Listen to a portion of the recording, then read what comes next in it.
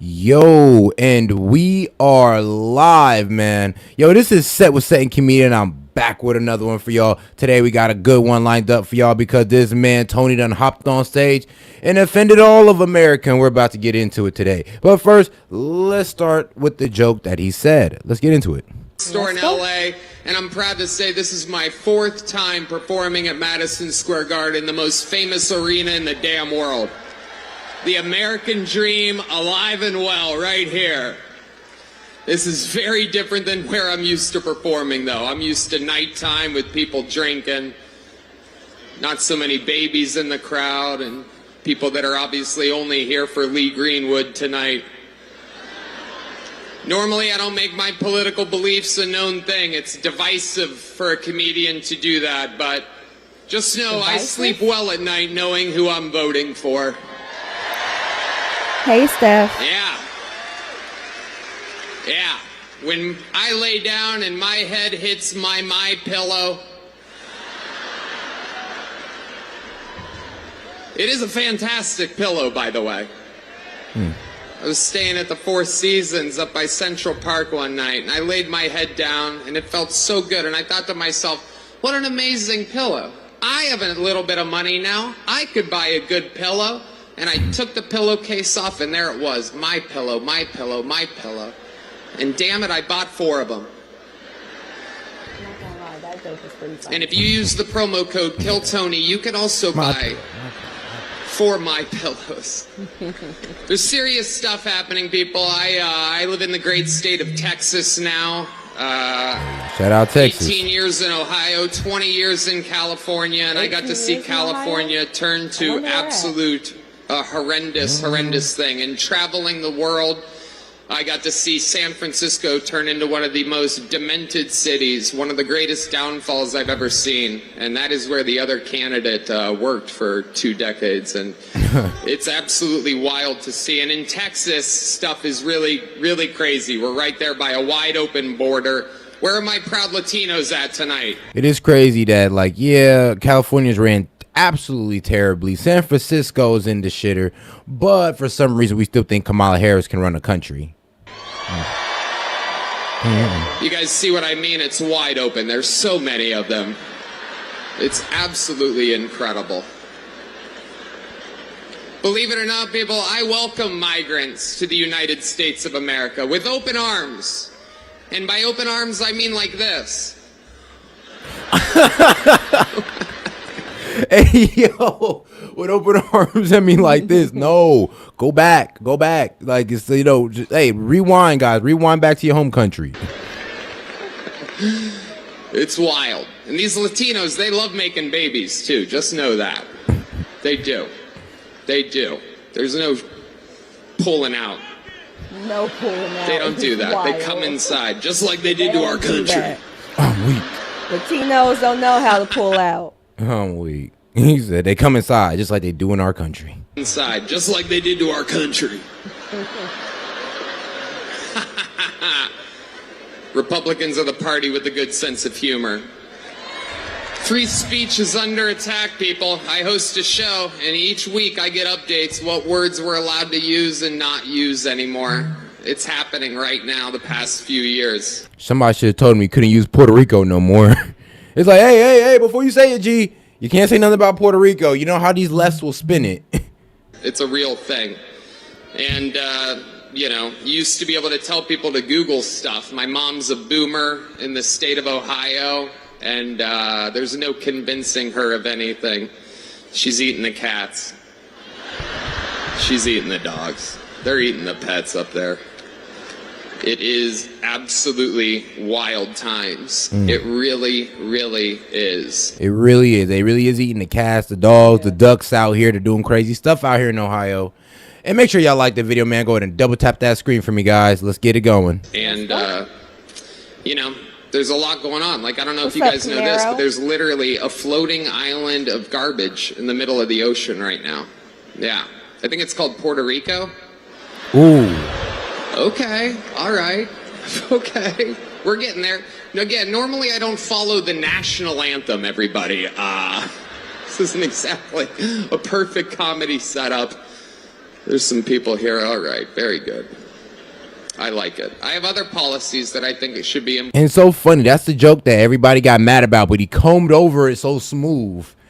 He's like, yeah, there's a floating piece of trash in the middle of the ocean. It's called Puerto Rico. And I mean, it's a joke, but every joke has a little bit of truth to it, does it not? Implemented as well. Like me personally, I think football should be all year round. Yeah. So many great athletes. I don't know about you guys, but I think that Travis Kelce might be the next O.J. Simpson. Yo.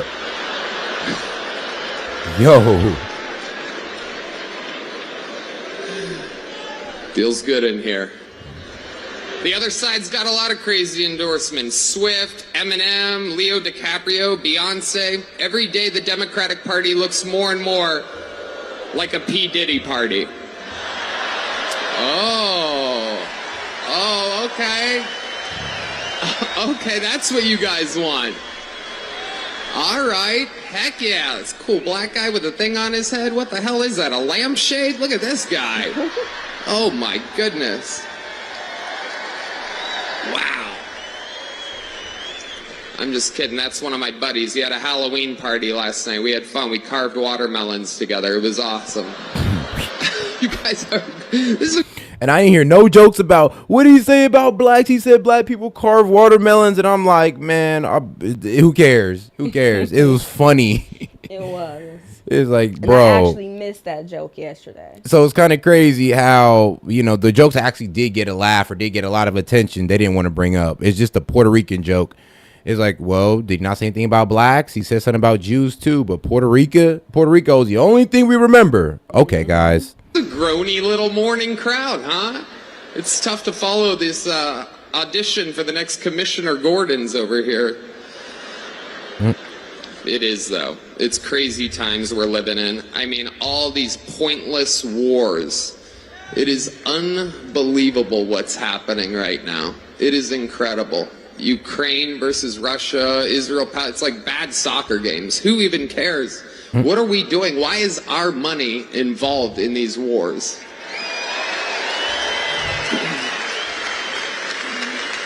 When it comes to Israel and Palestine, we're all thinking the same thing. Settle your stuff already. Best out of 3. Rock, paper, scissors. You know the Palestinians are going to throw rock every time. But you also know the Jews have a hard time throwing that paper. You know what I'm saying? Hey, yo. All right, we're having fun now. We're cooking. Jew joke is crazy. Making jokes about everybody. Man. Hillary Clinton said that this is a Nazi rally here today. I mean, damn.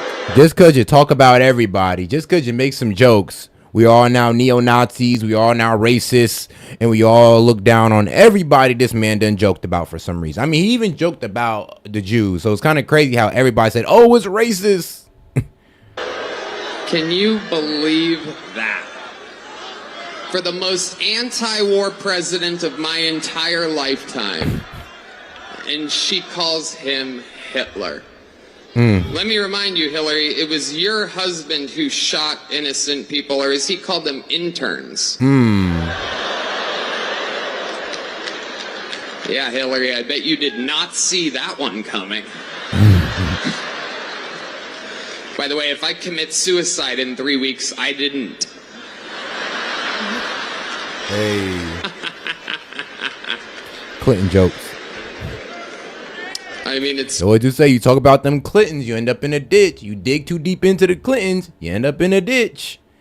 Man, so it's a good way to end up in a ditch, just messing around with those Clintons. It's a pretty good way to end up in there. Just obvious to me who the right candidate is. Make sure you like the video, guys. Dodging bullets. It is unbelievable, right?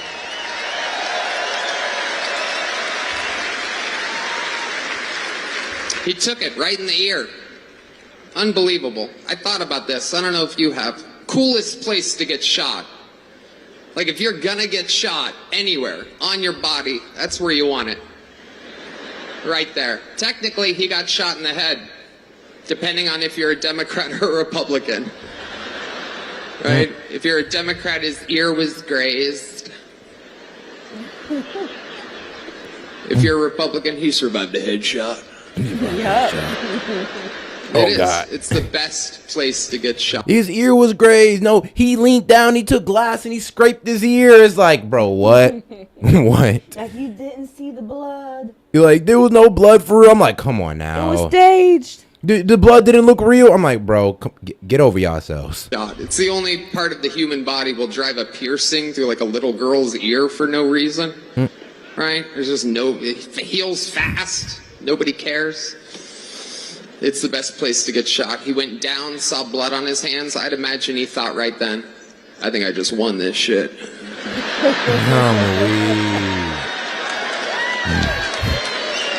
Man, funny. I think we got it. Stands up and says the most American words I've ever heard in my life.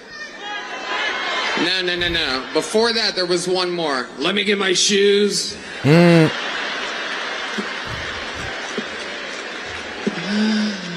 Fearless.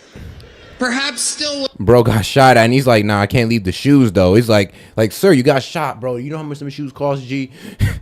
Like, bro, Trump was acting like a black guy when it comes to his shoes. He's like, dog, man, them Yeezys, them Jordans, dog, I can't leave them, dog. Just bring them. I don't even care if you got. I don't even gotta wear them. I don't care about the blood stain on them. Pick them up and bring them damn shoes with me. Make sure to like the video, guys. Go ahead and double tap that screen. With an active shooter, he's talking like a guy that just had the best one night stand of his life, right? Like, where's my shoes at? I gotta get the hell out of here. Let me get my shoes. Let the brother get his shoes. And then the fight. What he did was so cool that Biden got COVID.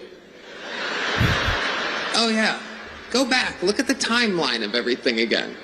3 days after that. That means that Biden, he didn't get that from hanging out with sick people. He was in a sterile room in the White House watching blood running down Trump's face as he pumps his fist. Biden's like, oh, fuck.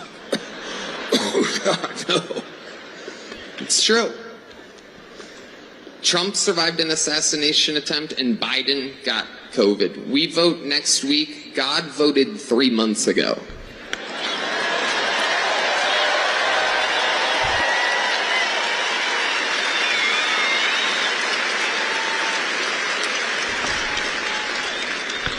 Another great Austin, Texas resident, Elon Musk, will be speaking here later today. Great.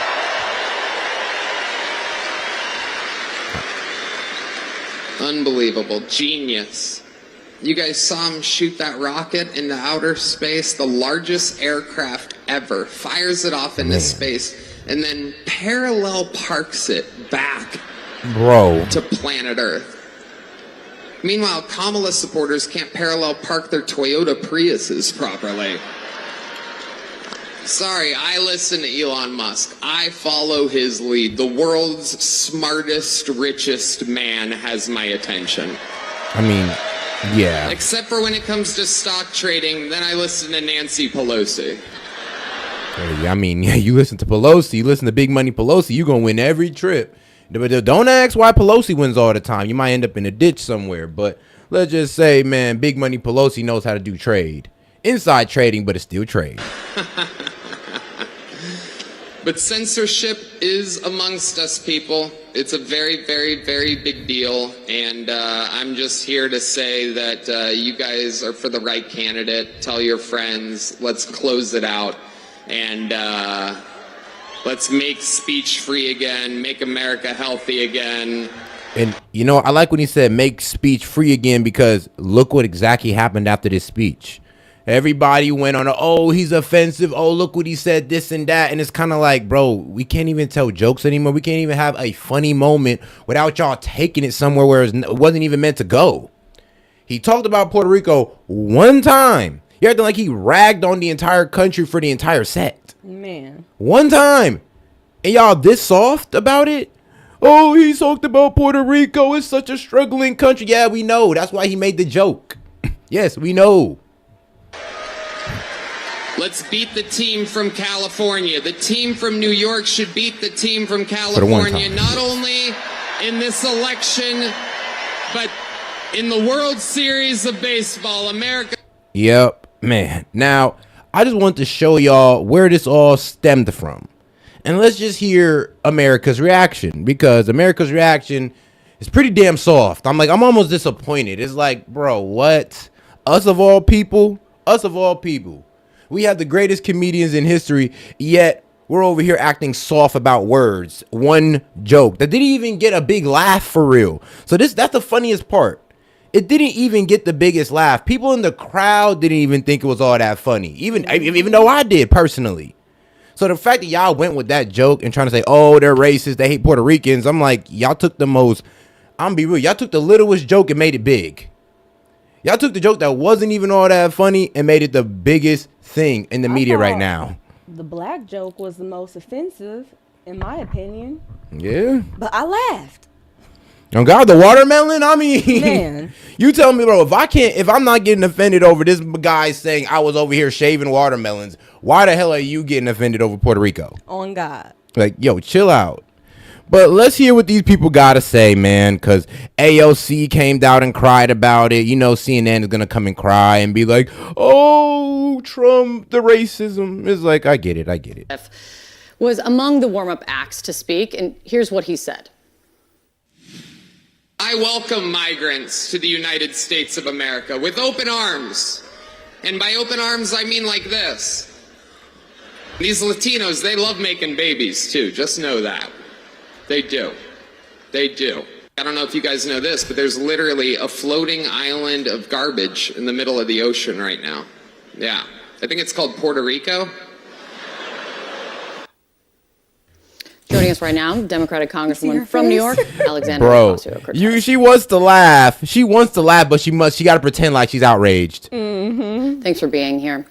You called this out last night. You were hanging out with Tim Walz. You guys were streaming. You called it out last night. Fresh eyes on it this morning when you see that remark and you see now that comedian responding to you guys. I'll read a bit of it for you. I know you've seen it, but for everyone out there.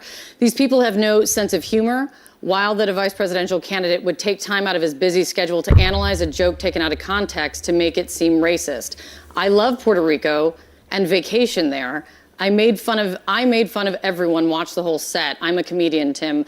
Might be time to change your tampon. Hey. And that was Kill Tony's response. Yes, that was his response to, everybody, well, really her and what she said and pretty much calling him a racist and all that. She literally said, oh, just because he said this about Puerto Rico, he said, oh, this is what they think about y'all. This is what they think about Hispanic. This is what they think about the people who serve their food, fold y'all clothes. They look down on y'all because y'all make less money than them. And I'm just like, where the hell you get that out of that whole set? Where the hell did you get that? I mean, come on now. Like I said, the reach is immaculate. It's amazing. I mean, like, the reach is crazy. I mean, it's man, they're reaching. You know what's crazy, bro? Man, what's that legendary basketball player's name with 100 points? Man, is what he ends it with. I'm trying to remember. What does it mean today? What does it do today? This honestly isn't really about a comedian. This is about the Trump campaign. Those comments and that individual saying those things. Yeah, bro, it's Wilt Chamberlain reach. These Democrats got Wilt Chamberlain reach. That's his name. On that stage, inciting an entire arena of individuals who have been previously incited to commit attacks like the ones we saw on January 6th by people like Donald Trump. None of that was an accident. These campaign events are put together. They are vetted. That language was vetted by the Trump campaign, that person was approved by the Trump campaign because he is speaking on behalf of the Trump campaign. And because he's at Madison Square Garden and he got to make it a show. Did you forget that? Like, bro, there was other people on there that was also making jokes and all that good stuff, but y'all didn't take them out of context. Oh, no, you waited till the roaster came up, the guy who was an actual comedian, to start taking him out of context.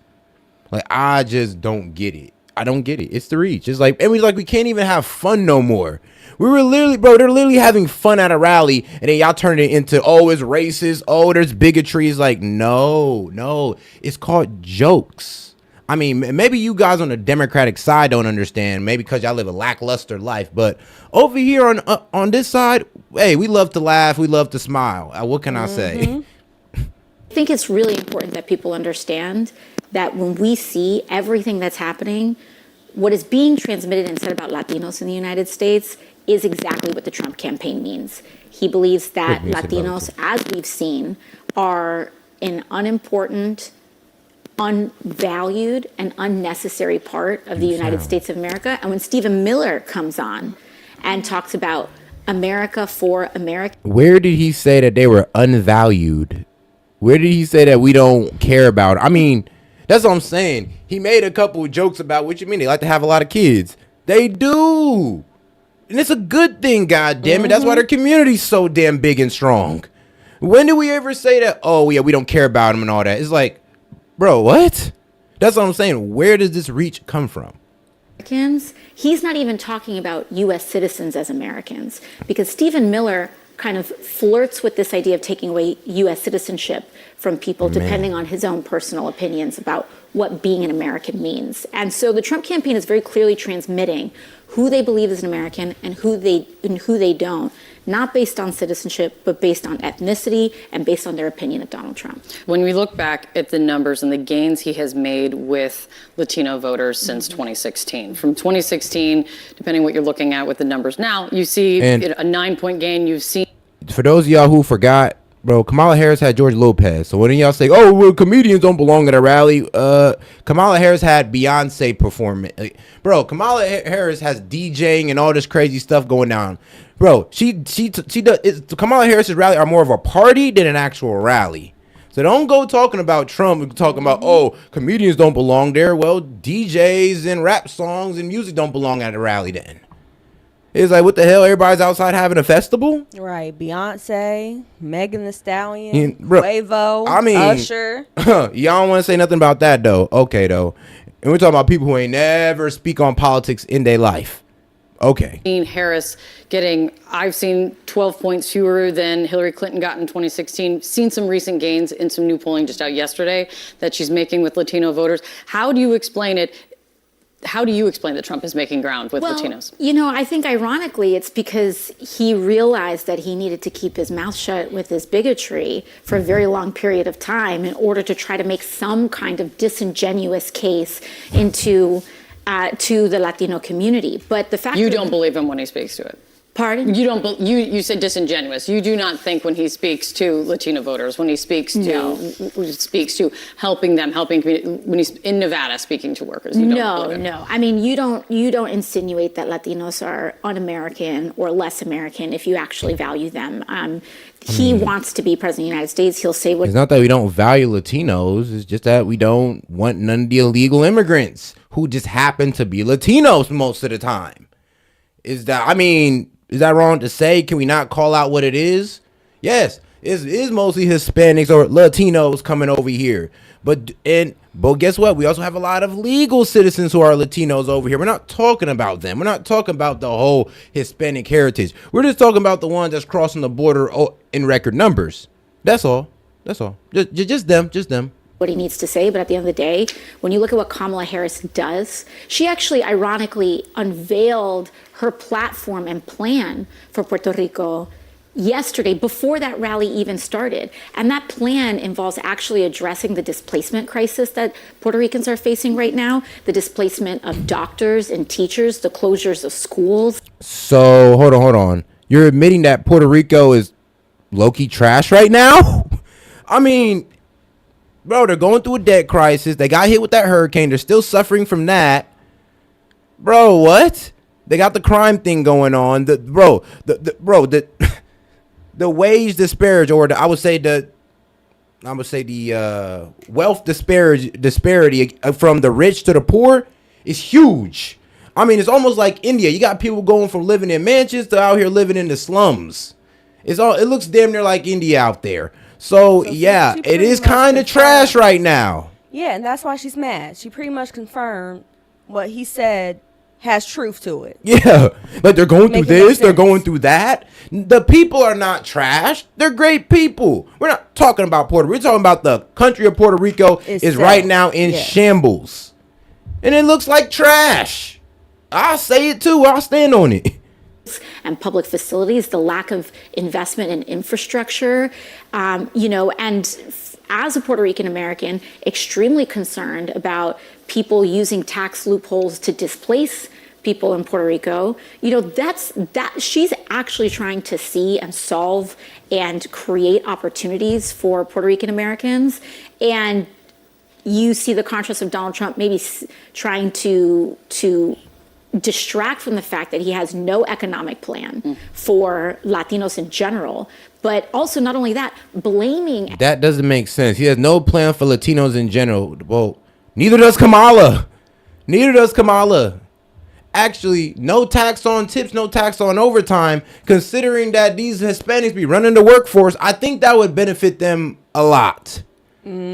So you saying that don't even make sense. Like, why do we always look for the race card when it comes? Oh, well, he's not making any policies for us alone. He's not supposed to. He's supposed to make a good policy for the American people, not just a specific group of people. When will y'all get that through y'all heads? Economic issues, for example, our housing crisis on Latinos and on immigrants. Instead of actually coming up with a plan to help lower our cost of rent and mortgages, he's coming out here just trying to blame immigrants for the fact that it's actually his buddies and friends that are driving up the cost of housing in America.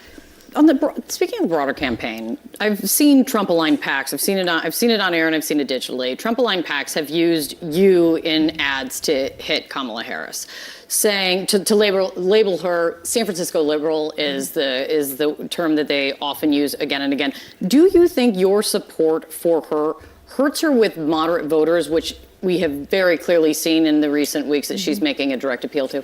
I don't think so. And I think that bears out in the data and the evidence, not just a matter of personal opinion. I work very closely alongside many of my colleagues across the House Democratic Caucus, and they are of all different kinds of political opinions. And frankly, I think moderate voters and everyday people see right through some of these scare tactics for what they are. They see how they are exaggerations. They see that these are kind of just baseless attacks. What scare tactics? Nothing that man said made me scared of Latinos. Nothing.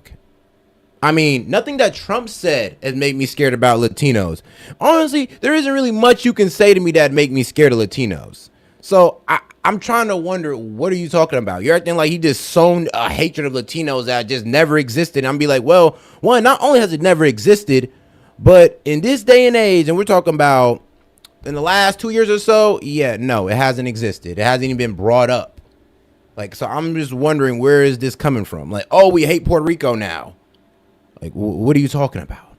Like, when have they even been that much of when they've been even that important to us? And that's made evident by the fact that I'm proud to be able to support, swing district Democrats, and they're not afraid of these attack ads. They're just not landing, and they're not effective. Flip side of this, she has gone on a whole tour with former Congresswoman, Republican Congresswoman. Oh, make sure to like the video, man. We got over 1,000 y'all in here. Make sure to double tap that screen, man, or the 3 dots up there in the corner. Appreciate you, man. Let's make sure to like the video. Liz Cheney to try to win moderate Republicans. I mean, looking back, you and Liz Cheney in the House, you guys butt heads on issues over and over again. She calls Liz Cheney a true patriot when they were campaigning together. Is that hurting Kamala Harris with more progressive voters? Well, listen, I think there's plenty of people that aren't happy about that. And I think that is part of the nature of putting together a coalition. I don't love it, but that doesn't mean that we aren't on the same team and we aren't on the same page when it comes to who is unequivocally the better candidate in order to win the presidential election. On the issues, her evolution on positions, and she's explained the evolution on her positions from 4 years ago, fracking, border wall, border security, Medicare for all. They have moved from more progressive to more moderate. That's the direction you very clearly them see in this election. Do you like that she is doing that? Do you like that shift? I think that my stances on these issues are very clear. I believe that every single American has the right to health care, and we should be working to guarantee to improve and expand Medicare and lower the age of eligibility to 0. And that's my goal. I also believe that we need to have a real plan. All right, before you get into your liberal ideology about healthcare and all that, let's move it on. Because we have people saying it's too late to apologize. Trump tried to make an apology. They said it's too late. So, y'all know. Look, once again, the left being disingenuous. Even when somebody makes a mistake, they didn't even know what was going on. Trump didn't know what he was going to say. But even when he has to apologize for something he never said, y'all Democrats, it's too late. That just made me think of that song. We want to discuss the impact these comments are having on a key battleground state with Victor Martinez. He's a radio host for La Mega in Allentown, Pennsylvania. Victor, thank you so much for being with us. You've said that for Puerto Ricanos, these jokes were an October surprise. I wonder what you're hearing from your listeners. Jokes were an October surprise. Hilarious. I will tell you a bit more. I have described it. You know, they taking off with it like an October surprise. I mean, they're taking off to it to the point where, like, guys, come on now. Kamala Harris is really an opportunist, and I'm impressed. I'm not even gonna lie. I'm a bit impressed by her opportunist. Like, the way she just is such an opportunist. It's amazing. I mean, look. Donald Trump doesn't care about Puerto Rico's prosperity. Really? He withheld billions of dollars for Hurricane Maria. Like, y'all can't prove that. I looked that up. Cannot be proven. He opposed $600 million in additional critical nutrition assistance. Cannot be proven. It's like, hold on. Here it is. He lied about the death toll of Hurricane Maria while most of Puerto Rico lived without clean water and electricity. They still do. So I'm not, and that's also been not proven. Not proven. He didn't lie about it. That's what I'm saying. It's just like, it's like they're just coming out with random stuff now. This is the October surprise. Now they just got to make something up because the Hitler stuff didn't stick. The whole, he wanted his generals to be more like Hitler's generals did not stick at all. Everybody called it out for what it was. Now here we go. Now they just got to run with anything. It's desperate. And it's crazy how nobody else sees it, but they're desperate. I mean, that quick. She already made a post and everything. CNN, ABC already covering it, talking about, oh, the Latinos should hate Trump for this. Is like, already? Y'all, hey, man, I'm impressed. Y'all quick. I love it. Is as a gift from the gods. I mean, what are the chances that Kamala Harris is at a Puerto Rican restaurant in Philadelphia at the same time that this is happening in the Trump campaign rally in New York? This has definitely. And if you got proof, prove it. Because a lot of y'all just say stuff, but you don't have the evidence. You won't go look it up. You'll just believe whatever Kamala Harris say. That's why I take what y'all say with a grain of salt most of the time. Because y'all will not sit there and prove it. All right, sit there and show me where Trump actually said, yeah, we're not going to go ahead and help these people. Come on. You can't show me it. You can't show me a video. You can't show me a tweet. You can't show me nothing. All you can show me is what liberal media has told you. It's like crazy. Gotten to the Puerto Rican community in the entire state. I mean, we have about 500,000 Puerto Ricans here in the state of Pennsylvania. Allentown, where I'm at right now, where Trump is going to be tonight, Allentown is about 55% Latino. And out of that 55% Latino, about 50%, it's Puerto Rican. And then you move to Reading, Pennsylvania, a city with a 69% Latino population, where about 70% it's Puerto Rican. This definitely is going to have an impact. What did you think of Trump saying that he didn't hear the comments? I'm going to be real with you, and I'm sorry, Puerto Ricans. Look, if you feel offended, it is what it is. But if you're offended by that, I ain't going to lie, bro, you're kind of soft. I'm just going to be real. If you can't sit there and look at your home country and be like, yeah, we are in a tough spot right now, and he made a joke about it is what it is. Just like people make jokes about, I don't know, where the black community's at or where the country's at with immigration and all that. It's a serious situation. People done died over this, but people still joke about it, and you don't see us getting as mad. So what the hell are y'all getting this mad for? Like, is y'all that soft? I doubt you're that soft because y'all are hardworking people. So I don't think you should let these liberals paint y'all to be these soft ass snowflakes. Don't let them decide who y'all are. Travel Chan, not you speaking Spanish in the chat, talking shit, thinking that somebody can't read what you're saying. Don't get your ass banned. Opportunity. But one of the things that I heard the All right, that's your warning. Most this morning from my audience, and we broadcast our morning show through 5 radio stations in the state. So we have about 250. And I'm not even defending Trump. I'm over here defending comedy. I'm over here defending freedom of speech. It's not even about Trump. It's just the fact that y'all just took a whole performance, picked out one segment and ran with it. It's just like, wow, like reaching. Wilt Chamberlain reach right here. 50,000 Latinos that listen to us in the state of Pennsylvania. I specifically asked the audience, okay, what about if Trump today all of a sudden decides to apologize, all of a sudden decides to distance himself from the comedian? Would that be okay? Would you take that in consideration? Overwhelmingly, everybody was like, nope, too late. The train has left the station. He could have done it Sunday night, Monday, even this morning. And for him now to say, I don't know, the comedian, I didn't even hear the joke. I'm pretty sure by now he heard the joke. I'm pretty sure by now he could have personally said something to the Puerto Rican community. One of the things that have impacted more my audience is the fact that he's from New York. He's a New Yorker. Bro, so, it's so sad that when y'all can't attack the point, when y'all can't attack what I'm saying or even prove what you're saying, you got to attack a female behind a faceless account? Bro, y'all cowards at the end of the day. It's cool. It's cool, guys. A lot of people here in the Lehigh Valley are from New York. And what I heard from my audience was, wait a minute, he's from New York. He knows us. The Puerto Rican parade goes right in front of his building every year. Why would he allow somebody in New York City, a place with such a rich Puerto Rican history, with over 1 million Puerto Ricans, why would he allow someone in New York City to say something like that about Puerto Ricans? He didn't say nothing about, he said something about the country of Puerto Rico.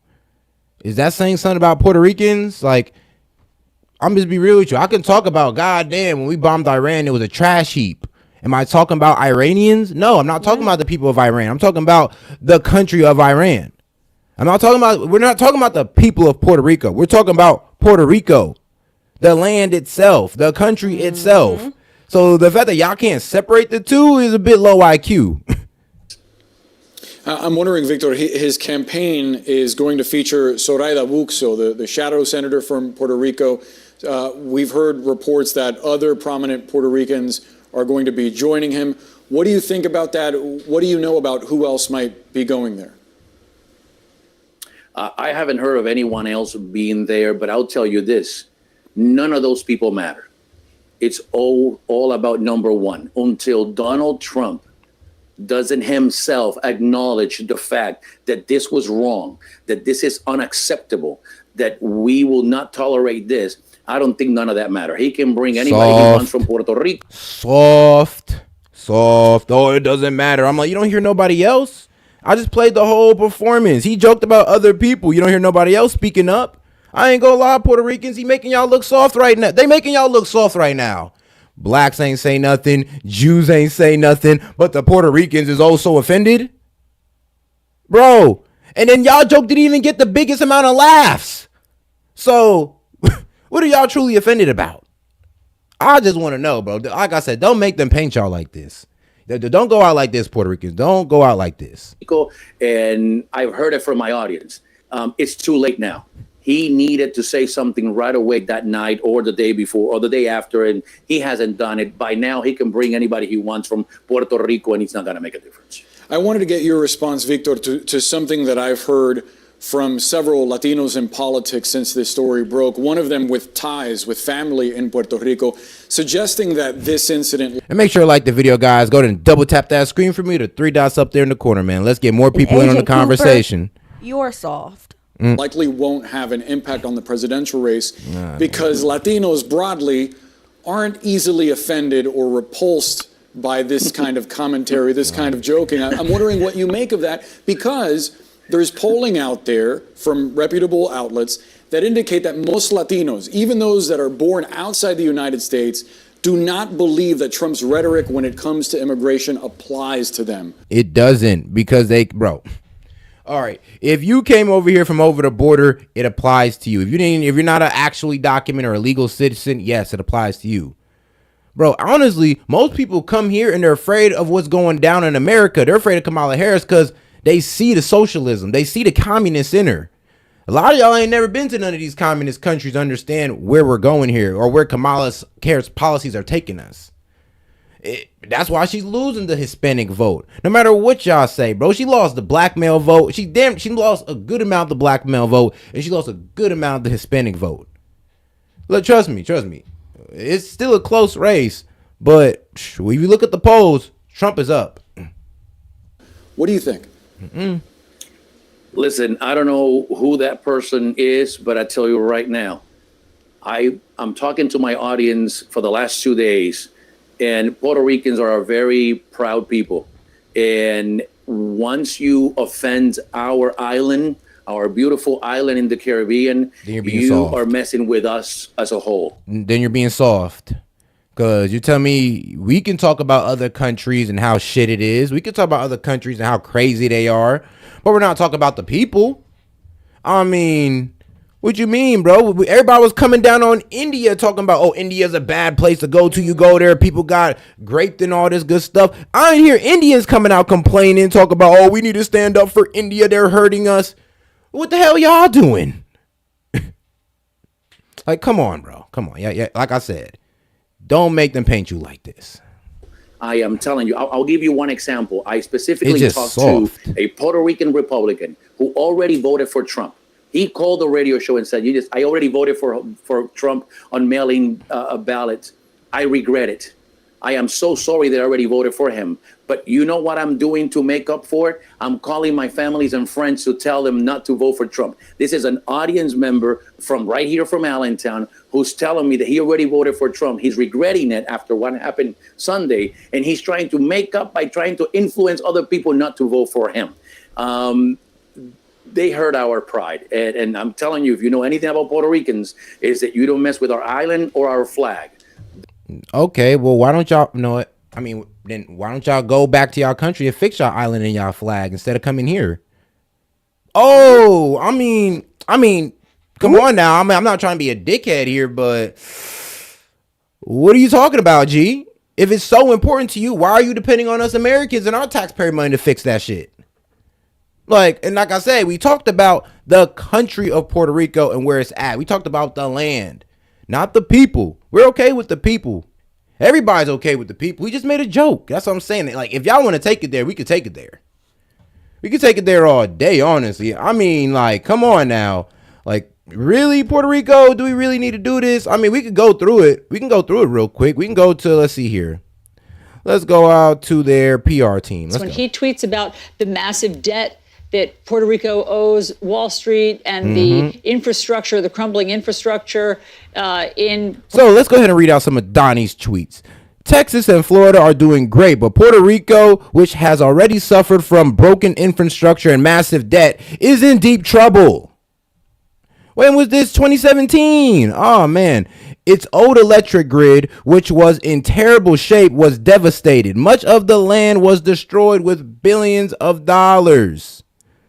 Owed to Wall Street and the banks, which sadly must be dealt with. Food, water, and medical are top priority in doing well. FEMA. So even though these people owed us money, even though they're in debt in Wall Street, we still looked out. But we can't talk about them. We can't say, hey, yo, what's going on over there? It looks like a trash heap in the middle of the ocean. What? We can't say that? All right, man. All right. Puerto Rico that is in part to blame. What's your response to that? Well, first of all, we are getting a lot of logistics help. This is a massive undertaking. And of course, it makes it more difficult because we're an island and everything has to be either shipped in or flown in. That's number one. Number two, regarding President Trump, and with all due respect, these are two different topics.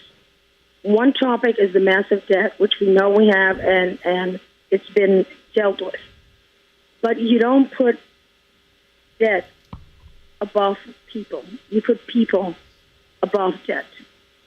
So what we're asking for, and what I'm asking for, and this is only my comment, nobody else's comment, is let's deal with the two issues in a separate way, because there is a humanitarian crisis. I mean, look at people have financial problems of their own because of all the expenses that they've had to incur.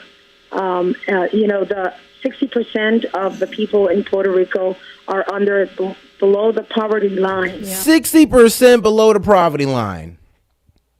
But we're wrong for saying that it's trash right now. Right now, it could be better in the future. I have hope for Puerto Rico in the future, but right now, we can't say 60% below poverty. We're not allowed to say that? Okay. We're not allowed to tell the truth, I guess. So this is a population that does not have a lot of spending money, and that they're doing their best. So I think that two issues have no reason to be mingled through. We are thankful for any help that comes our way. And frankly, there is a moral imperative. And we're going to send y'all that help. When somebody is in need, when somebody is in dire need, when someone is in a life. So pretty much Trump made sure FEMA get to these people.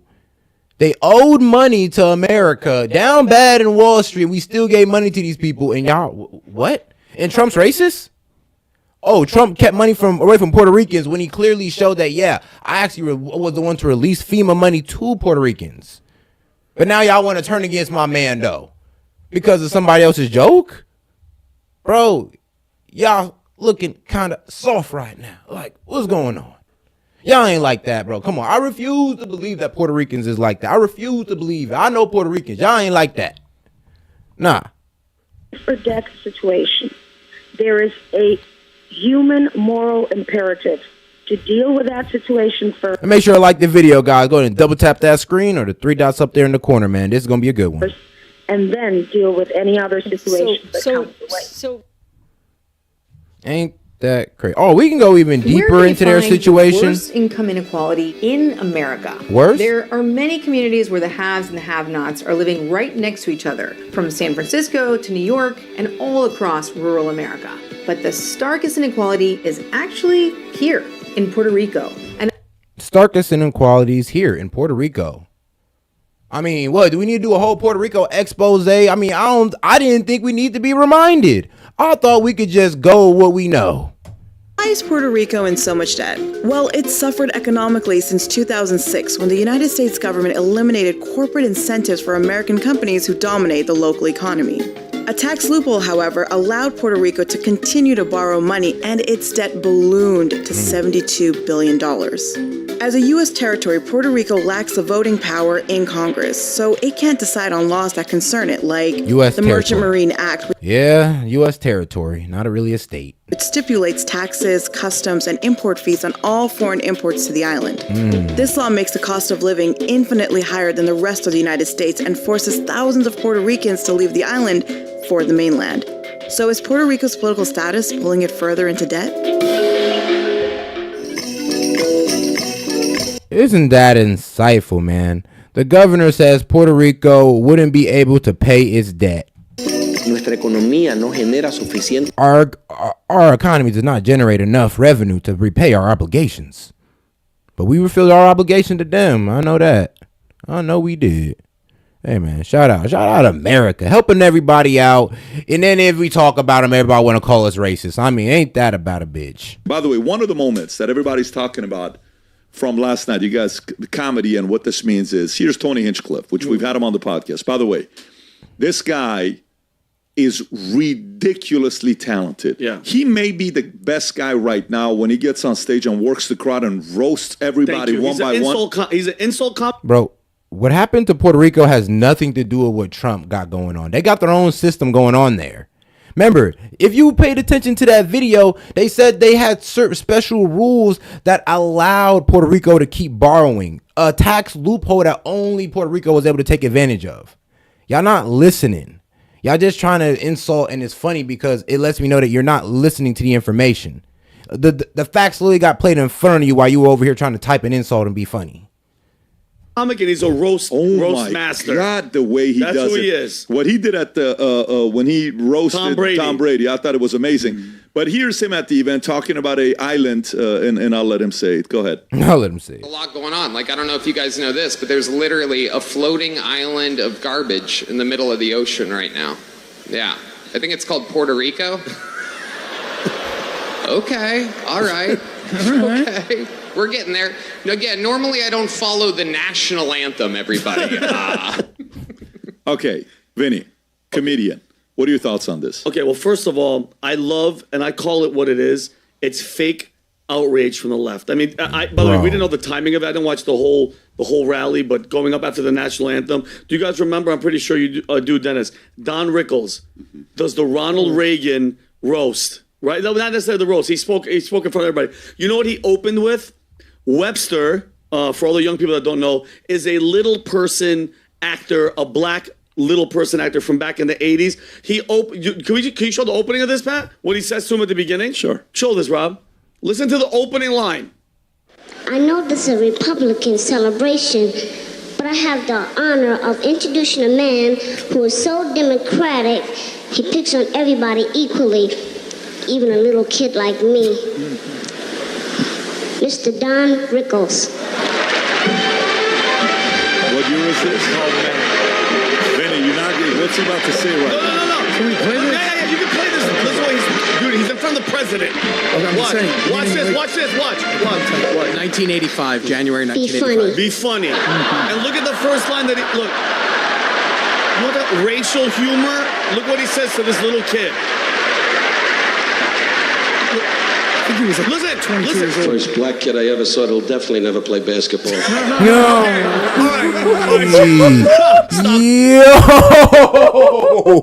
Yo, my man. Ooh. Hey, yo. I love it. Hey, yo. he said be funny. He said be funny. That was funny. Hey, I love it. That's where we need to get back to. Dark 1985, funny. Bro, dark humor where everybody's not taking everything out of context, everybody's not being overly outraged. It's like, bro, we're not even talking about the Puerto Rican people. We're talking about the people, we're talking about the state of Puerto Rico itself, which y'all know is trash. Dude, he's in front of the president. Watch this. 1985, January 1985. Be funny. And look at the first line that look at that racial humor. Look what he says to this little kid. I think he was like 22 years old. First black kid I ever saw that'll definitely never play basketball. No. All right. That was funny. Stop that. First black kid I've seen that'll never play. What event is this at? He opened with that. Well, what event is this? Oh, this is at like 1985 inaugural ceremony for Ronald Reagan. He just became. Got it. So this is the inaugural ceremony. He just became the president. This is in front of. We're talking about a different time, though, Vinny. You're talking from 84, 85 to now. You are in the most sensitive season of all time. So let me go back to it. Okay. Yeah. And that does just show, like, bro, we're just too sensitive now. We gotten, bro, people gotten too soft. Bro, and this whole joke proves it. The fact that man could get on there and make a black joke towards a little kid, and what did we take his name and did they overly outrage it? Oh, all this stuff is going on. It's like, no, they didn't do that. Nope. I mean, it's only in today's age, honestly, where where comedians can't be comedians no more. Only in today's age. Bro, even Trump can't make a joke. We've said it many times when he said, "Oh, I just want to be a dictator for a day." He said he was joking so many times, but y'all still said, "Oh, he said he wanted to be a dictator day one." I'm like, really, guys? Like I said, y'all can't take a joke no matter who it comes from. It don't even need to be a comedian. It can come from Trump himself or any other politician that you don't agree with, and you'll take it as literal. So, like for instance, Trump working at McDonald's for a day. Y'all took that to the extreme. Really, bro? They're disrespectful. That's why they closed it down. Like, how could he ever do that? I'm like, bro, come on now. Like, y'all taking it to the extreme. Man. What Tony Hinchcliffe said on stage when he says, an island of, what does he call it? An island of... He said there's a floating island of garbage. Yeah. Oh, it's Puerto Rico. What do you think about it? Because just so you know, Trump's camp came out afterwards and he said, we don't agree with what he said. I don't know if you have this, Rob, or not. It was to the point that Trump's camp had to respond to it and say, look, that's what he said. We don't agree with him when it comes down to Puerto Rico. Okay. There's a lot of voters for Puerto Rico across the country. For sure. Especially some markets that are, battlegrounds. Well, but Pat, and that's time I'll let you go. But think about it, PPD. They hired an insult comic. You hired a roaster. Sure. People should know that. And mind you, George Lopez over the weekend Oh, make sure y'all like the video, man. Go ahead and double tap that screen or the 3 dots up there in the corner. We appreciate the support, guys. At Kamala's rally said that Mexicans are thieves. So it's not like, oh my God, let's be shot. Yeah, but the point on that one, they said Mexicans is thieves.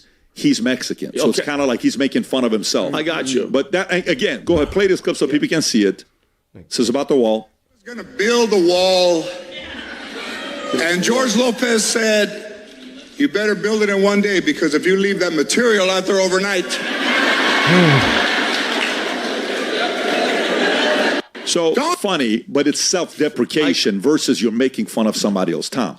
If you're invited as a comedian to an event like this, there's one rule. This is a national campaign rally, and it is you have to go easy and avoid people group stereotypes.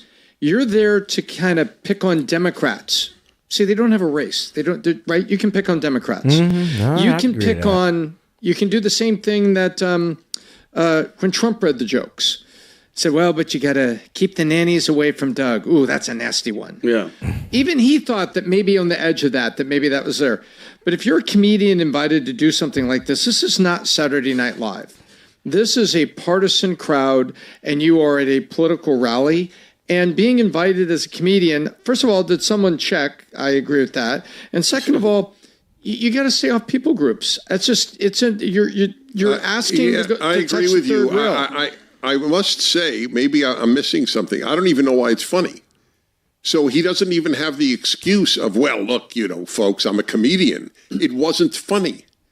It was Nobody funny. in this group laughed when you heard it now. Nobody in the audience laughed. It was a big... Or then. Huh? Or when I heard it originally. I said nobody in that audience. Yeah. Exactly. Yes. No. I did say that, bro. Even though I thought it was funny, that joke didn't even get the biggest round of applause. It wasn't even the funniest joke he told. Yeah. So that's what I was saying. Is like, yo, even though I may have thought it was funny, bro, there was people in the crowd. So even when y'all, and this is where I get y'all at, because y'all say, oh, all y'all MAGAs like that. That's how all you MAGAs are like. But as you see, those MAGA people in the crowd who were like, I don't know about that one guy. I don't know about that one.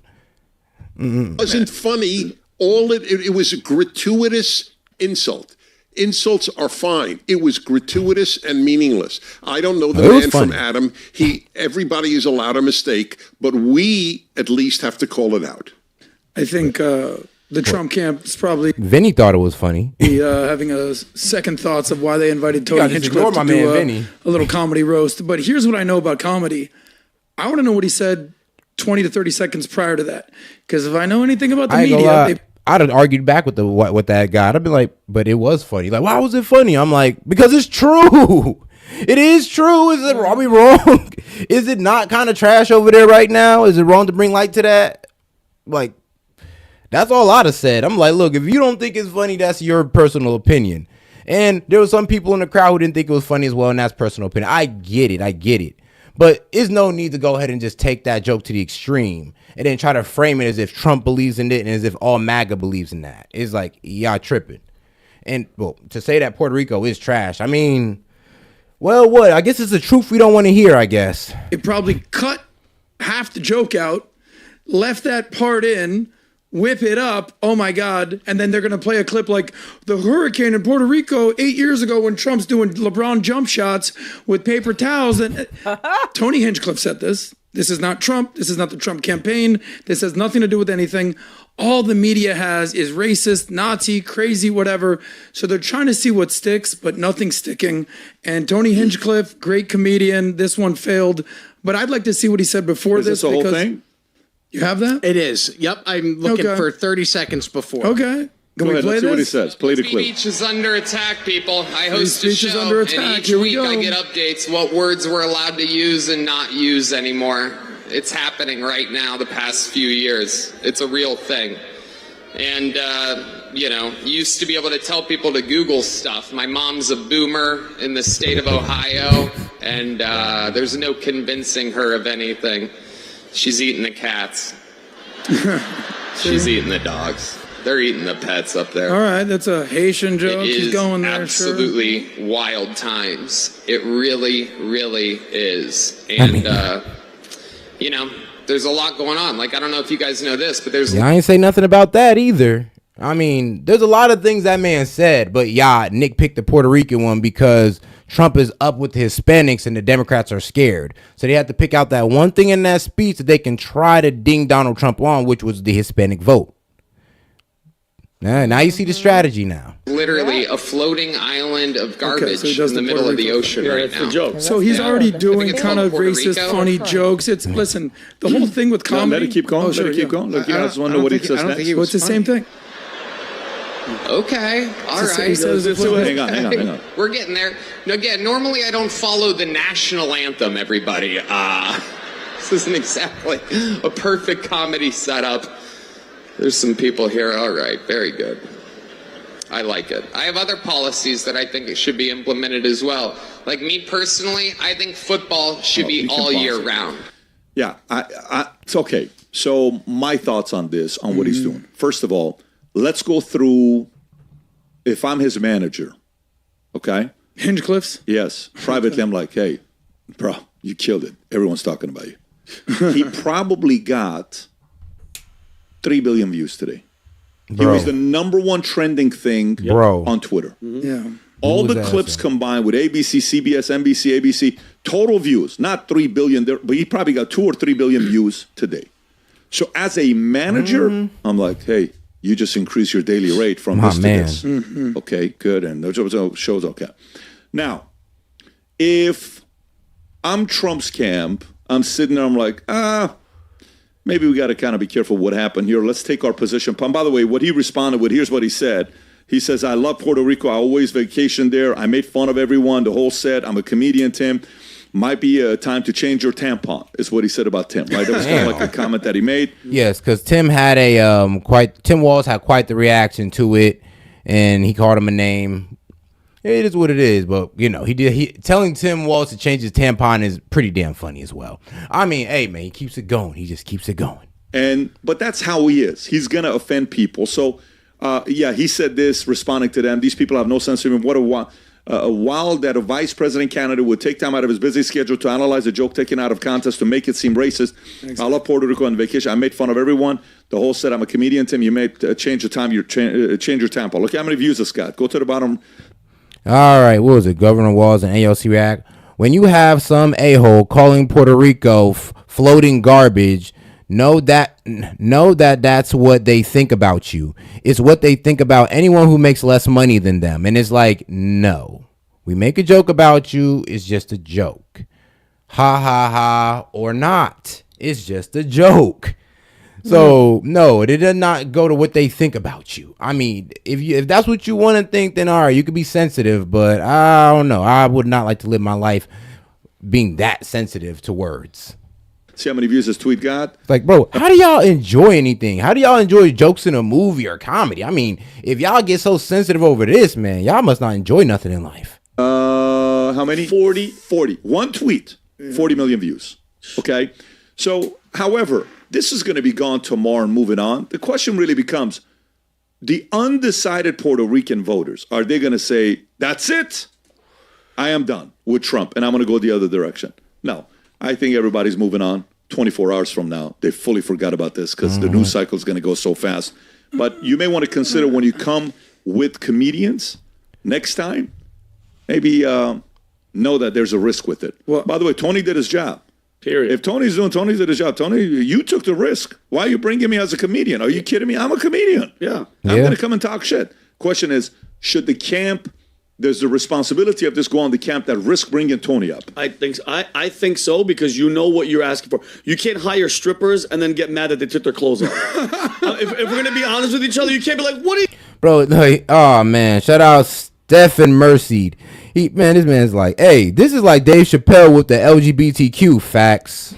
Facts. Man. It's like, bro...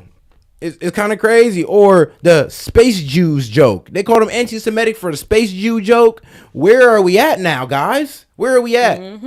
Like, what's the point of even having comedians anymore if they can't say anything funny for real? Or anything offensive and funny? The most funny jokes are the most offensive. I think we all know that. Good dark humor. I know we know that. And if you're not offensive, it's like you're telling dad jokes. What are you doing? I agree. Hey, they're called poll workers. Yeah, these days. and I'm with Dennis. It didn't hit. The joke obviously didn't hit. But with comedians and hold on. You're trying to tell me that there is no logical point to him saying that that Puerto Rico is trash? You sure? You sure you want to go there, guy?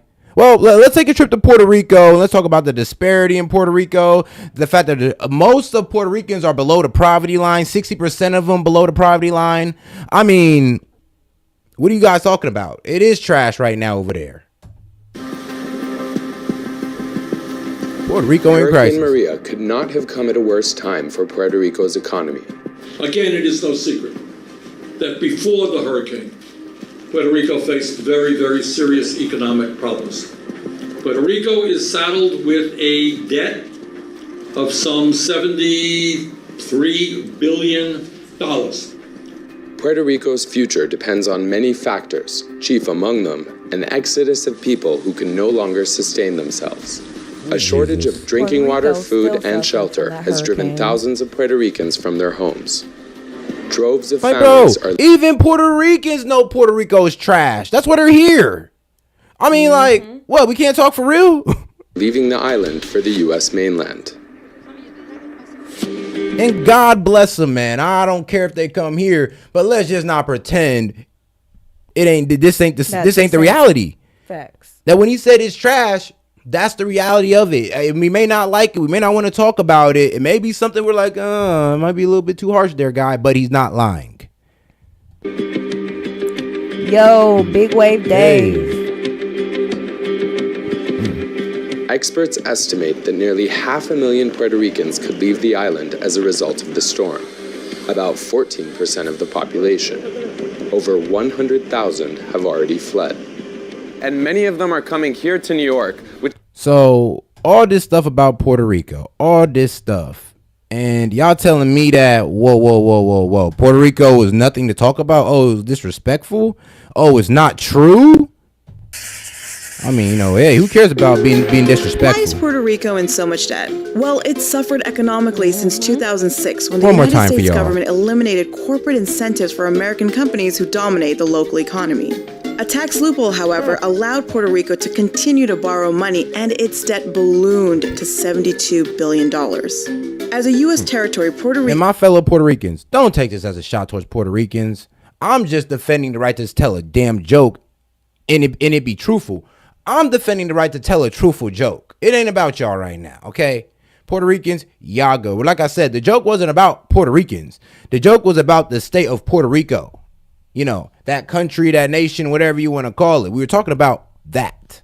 Not y'all. It lacks the voting power in Congress, so it can't decide on laws that concern it, like the Merchant Marine Act, which stipulates taxes, customs, and import fees on all foreign imports to the island. This law makes the cost of living infinitely higher than the rest of the United States and forces thousands of Puerto Ricans to leave the island for the mainland. So is Puerto Rico's political status pulling it further into debt? So, yeah. Now, you can't tell me that the place is doing well. You can't, come on now. I don't think the administration would be like, hey, listen, we need to see your set list. What do you, when I perform in front of PHP? And shout out Big Wave Dave, man. He said, people need to stop being so soft and learn to take a joke. Oh, God, Big Wave Dave. Even I said, look, it wasn't even all that funny. I get it. People even in the crowd was saying I don't know about that. But then hold on. It's kind of crazy how y'all liberals can admit that people in the crowd didn't think it was funny, but you let the liberals say that, everybody in that crowd's Kobo. Everybody in that crowd believes that Puerto Ricans are bad and they're trash. And it's like, first off, the joke was even about Puerto Ricans.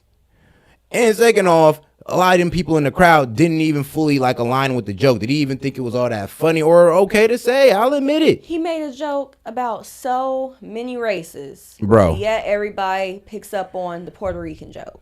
And it's only because Kamala's down with the Hispanics. Only because she was down with the Hispanics is the reason why they nitpick this Puerto Rican joke right now. Only reason. It lets you know where they at right now.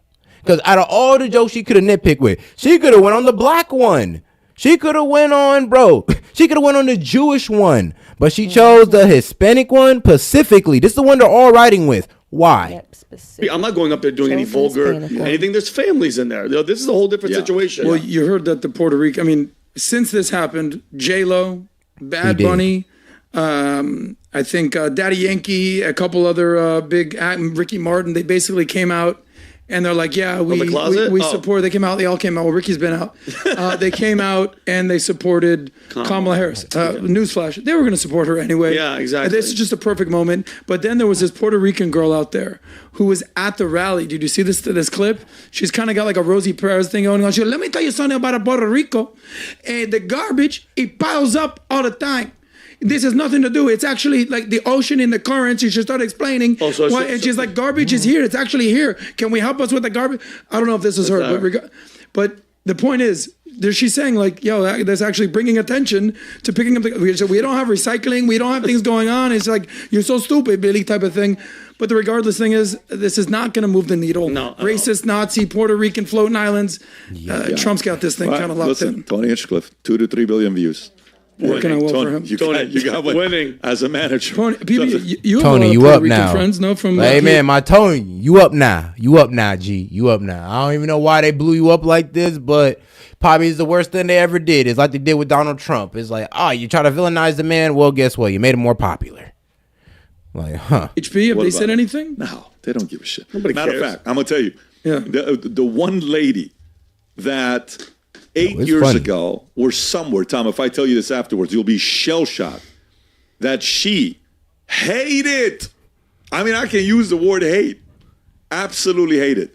Grandmother's there, and the grandson comes, and I'm like, so what do you think about Trump? And the grandson said, oh, in our family, my grandmother can't stand it. We can't watch it. There's nothing that we can do with Trump. I'm like, really? I said, you should still watch it just because you should get both sides of the story. It's okay. The kid was 8 years old at the time, okay? Now, I got a text message yesterday. Hey, just want to let you know. I know you're going to be surprised by this. I'm voting for Trump in 2024. Wow. Never in a million years did the husband never thought this was going to happen. He's like, I can't believe my wife is voting this direction. I think this is, this was a victory for Tony. Election night is 8 days away. The event is... Man, that is crazy. It's crazy. People are still going for my man Trump, though, so don't worry about it. Don't worry. But all right, let's get back to Kamala Harris and how, how she reacted to this. Which is actually pretty smart. I got to give it to her on that one. Sizable population, but there are also tens of thousands of Puerto Ricans living in states like North Carolina, Michigan, Wisconsin, Georgia, and Nevada. So this is really a moment where the Harris campaign thinks that this is an opening to also trying to remind voters of how Donald Trump acted when he was in office, when Hurricane Maria devastated the island in 2017. And they're getting at that in this new advertisement that I just mentioned. Here's a clip of it. A floating island of garbage in the middle of the ocean. I think it's called Puerto Rico. Puerto Rico. I will never forget what Donald Trump did. He abandoned the island and offered nothing more than paper towels and insults. Puerto Ricans deserve better. No, they definitely got FEMA assistance. That definitely did happen. But okay, Kamala. As president, I will always fight for you and your families. And together, we can chart a new way forward. So the other component to all of this is that the vice president actually spent Sunday trying to court Puerto Rican voters and laying out her own plans and policies and proposals for what she would do for the community. And that video was then shared in terms of laying out her agenda by major Puerto Rican superstars like Bad Bunny, Jennifer Lopez, Luis Fonsi, Ricky Martin, and they have a combined more than 300 million followers just on Instagram alone. So this is also a moment where the Harris campaign is trying to lean into some of their celebrity. They've been had the celebrity. So any celebrity coming out for Kamala Harris, I'm gonna be real with you, we don't care anymore. We don't care. Like, bro, Taylor Swift came out for Kamala Harris and she's still down in the polls. Obviously, we don't care about nobody else, even if they are Latina. I mean, J-Lo, come on now. You think we really care about J-Lo right now? Voices to amplify this message, guys. So, thanks for watching. Stay updated about breaking news and top stories on the NBC News app or follow us on social media. Kenny, I know you've had a chance today to. But let's go to the next one, because that one is amazing. It's just amazing how bro, it's like y'all really don't know what's going on out here in the world. Like y'all really don't know. But y'all talking though, like y'all know, huh? Sonny Hostin, who blames Donald Trump personally for a joke told by comedian Tony Hinchcliffe at Madison Square Garden. This Puerto Rican has something to say about the island that I love, where my family. It is trash and it's in a bad state right now. Like, what you gonna do about it? Like, why can't we talk about it? Why can't we say the truth what's going on in your country? Why won't you talk about what's going on in your country then? Why don't you make it a public statement? Oh, Puerto Rico gets liked because of a white man making a joke about it instead of a Puerto Rican woman taking a stance on it? Oh, how surprising. Family is from. Puerto Rico is trash. We are Americans, Donald Trump. No. Puerto Rico is trash. And Trump didn't say that. Trump did not say that. You know, they know Trump ain't say that. So Puerto Rico is trash, not Puerto Ricans. Puerto Ricans, y'all good. We love y'all, especially y'all women. But other than that, Trump has no ground, bro. No, come on now. You really think Trump hate Puerto Ricans? Bro, really, guys? This is what we're really gonna go with. This is how we're really gonna let them sell y'all down the river with. That is all it is gonna make y'all look soft. It's like, wow, a white man make a joke about y'all, and now y'all ready to vote for what? Puerto Ricans for Harris? How's that gonna work for y'all? I mean, come on now. Let's be real. Let's be real here. If a man can't tell a truthful joke about Puerto Rico, then where are we at here in America when it does come to free speech? Like, think about that. He told a truthful joke and everybody's mad about it. She's over here getting mad about a man telling a truthful joke, and I ain't never heard about her ever speak up on the situations going on in Puerto Rico. Never. But because this man says something about it, now it's a problem. And I had to go deep into the situation about Puerto Rico because I'm just like, you know what? I'm pretty sure if I look into Puerto Rico, it's some truth to that. Why are you telling Donald Trump? It was a comedian who made the joke, this joke. Like, I don't know if you guys know this, but there's literally a floating island of garbage in the middle of the ocean right now. Yeah. I think it's called Puerto Rico. Mm-hmm. Okay. Like, you see, right. You got a couple chuckles and a couple was like, And then what she said, it's the comedian that made the joke, not Donald Trump himself. So you see how she's like twisted that on live television and lied about what came out of Donald Trump's mouth? Okay. Yep, it was Tony's joke. He's a comedian. He got a mixed response from the crowd for that joke. Do we expect folks to change their vote because of a joke about Puerto Rico? Well, Sonny Hostin expects it, and in this rather hysterical diatribe, she again seems to mislead her dim audience, giving them the impression that it was Donald Trump who told that joke. We vote Donald Trump trash. And by the way, Jennifer Lopez, Ricky Martin, Bad Bunny, Luis Fonsi, and Mark Anthony have over 345 million followers on Instagram. I think you only have 26 million. Who cares? Since you care so much about size. And we don't like what was said about Puerto Rico. Who cares? Taylor Swift got more than all of them, most likely. It's like, we don't care. Who cares about, like, obviously your celebrities are bought. Okay, we know this, but now it's cool. Okay.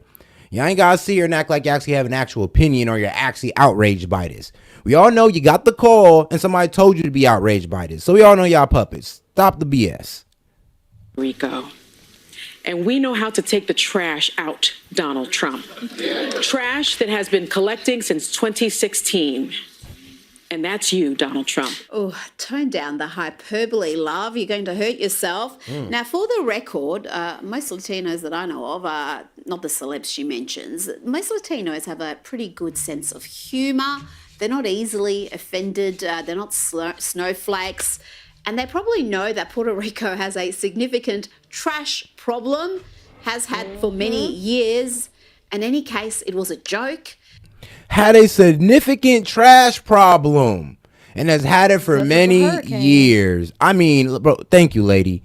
Thank you, lady. I mean, because it don't got to be funny, but sometimes it's got to be the truth. Oh, I love it. I love it. A comedian's jokes has become a major issue. Bro, Big Wave Dave, it is crazy. But you know what? A comedian's jokes has brought light to a major issue that we ignored. And hold on. Here comes the Democrats trying to pave over it with racism. Ain't that crazy? They've been dealing with this trash problem for years. A comedian comes out and highlights this shit. And then what do? Racism. Trump ralliers. It's like, I can't believe y'all. Even when we try to tell y'all what's going on with your own people, y'all sit there and y'all can't see what's going on for real. Can't even see the truth. And shout out Charles Champion. I don't think jokes that bad as a Puerto Rican, but foolish to do at a rally. You're foolish talking about how bad, poor, and trash Puerto Rico is when you have a lisp and say poverty line. Yeah, poverty line. There you go. Anyway, sir, to respond to your comment, thank you for, I do appreciate you for tuning in, and I do appreciate you for super chatting in. But here's the point. Look, that's your opinion. It's your opinion. People have had funny jokes at a rally. People do jokes as part of, that whole dinner stuff. So coming at each other's necks is all part of the game. And look, you're a Puerto Rican, and I've been stated, we're not talking about you guys. So I'm going to say you're one of the soft Puerto Ricans, my friend. So you might want to chill out. And when I'm say that you're soft, I'm going to say you're soft because we talked about Puerto Rico and the trash problem in your country. Like, I don't know why you over here throwing $10 here when you should be throwing $10 towards your country to go pick up that trash. So before you come at me about a lisp, let's talk about I'm going to take it there. Let's talk about that piece of trash in the middle of the ocean. Like, hey, y'all some great people, but hey, what's going on over there? Y'all coming over here, but y'all want to fix over there? Hey, I'm glad Tony brought light to it. Now we can talk about it. Flags, and they but thank you for your support. Puerto Rico has a significant trash problem, has had for many years. In any case, it was a joke. I don't recall the Democrats, including the likes of The View's Sunny Hostin, having a tantrum over this joke told recently at a Kamala rally, suggesting that Mexicans are thieving miscreants. Donald Trump said he was going to build a wall, and George Lopez said, you better build it in one day, because if you leave that material out there overnight. And yes, I'll be keeping this energy all year round. All year round, my friend. All year round. When the media says, look over here, something shiny, pay attention elsewhere. Thank you, Big Wave Dave. Shout out Big Wave Dave. Pay attention elsewhere. Because y'all is... It's kind of, I ain't gonna lie, like, bro, the fact that you're Puerto Rican and you super chatted that is crazy work. Like, dog, so who cares? You want to come after my list? I can come after the fact that you left your country, let it be trash, and you came to America. It's like, hold on, you say you're not offended about a joke, but you're talking about you're offended that it was told at a rally? Then you're offended by the joke. Like, who cares what a joke is told? It's a joke. Trump tells jokes on his rally all the time and y'all take it out of context. So you're still being soft, my friend. Still. And like, God damn. Like, oh man, grow some, bro. I don't know, bro. Grow some thick skin or something, bro. Like, what's wrong with y'all? Like, dog, your fellow Puerto Ricans would be ashamed of you. I don't remember Kamala having to disavow that joke or the media having a mass meltdown about it. And of course, Don Lemon was joining in the insanity. Listen to this nonsense. You want to see the October surprise? Whoa, hold on. Puerto Rico is not a country to take any joke regarding waste management. The island generates around 1.3 billion pounds of trash each year. So a truthful joke. That's what y'all mad about. A truthful joke. That's what we're getting upset about. Bro, y'all soft as hell. Y'all too soft. Libtards always throwing personal attacks. I'm just like, yeah, I know. Look, they hate when I get up here and honestly, I just speak my mind. I speak from the truth. I'm telling y'all right now. It is what it is. 1.3 billion pounds of trash? And you want to come up on here and tell me that I can't talk about it? Look this information up yourself like I'm doing right now. It's so sad. It's so sad that you want to come on here and spend $10, but you want to spend $10 to go pick up some trash in Puerto Rico. well, you need to put that $10 towards a flight to Puerto Rico and go help your people out. You know, you and the rest of them who want to be offended about this joke. You want to be so offended? You want to be so upriled? Great. Since he brought the light to it, why don't you go fix it? Just might kill Donald Trump's chances of becoming president. This one stupid racist joke. And they released a statement almost immediately trying to distance Donald Trump from the comedian and that joke. But not before some really high profile stars started reposting videos of Kamala Harris's support of Puerto Rico, like Bad Bunny, J-Lo, and Ricky Martin. They have hundreds of thousands, if not millions, of loyal fans. That comedian, Kill Tony, may have just killed Donald Trump's chances of becoming president. That is called wishful thinking, folks. Man, good luck wishful. with that, Don. Let's check in now with Tim Walz, who wants Republicans to stop all that name calling. I think the core principle, adhering to the Constitution, the rule of law, getting away from the name calling and the division.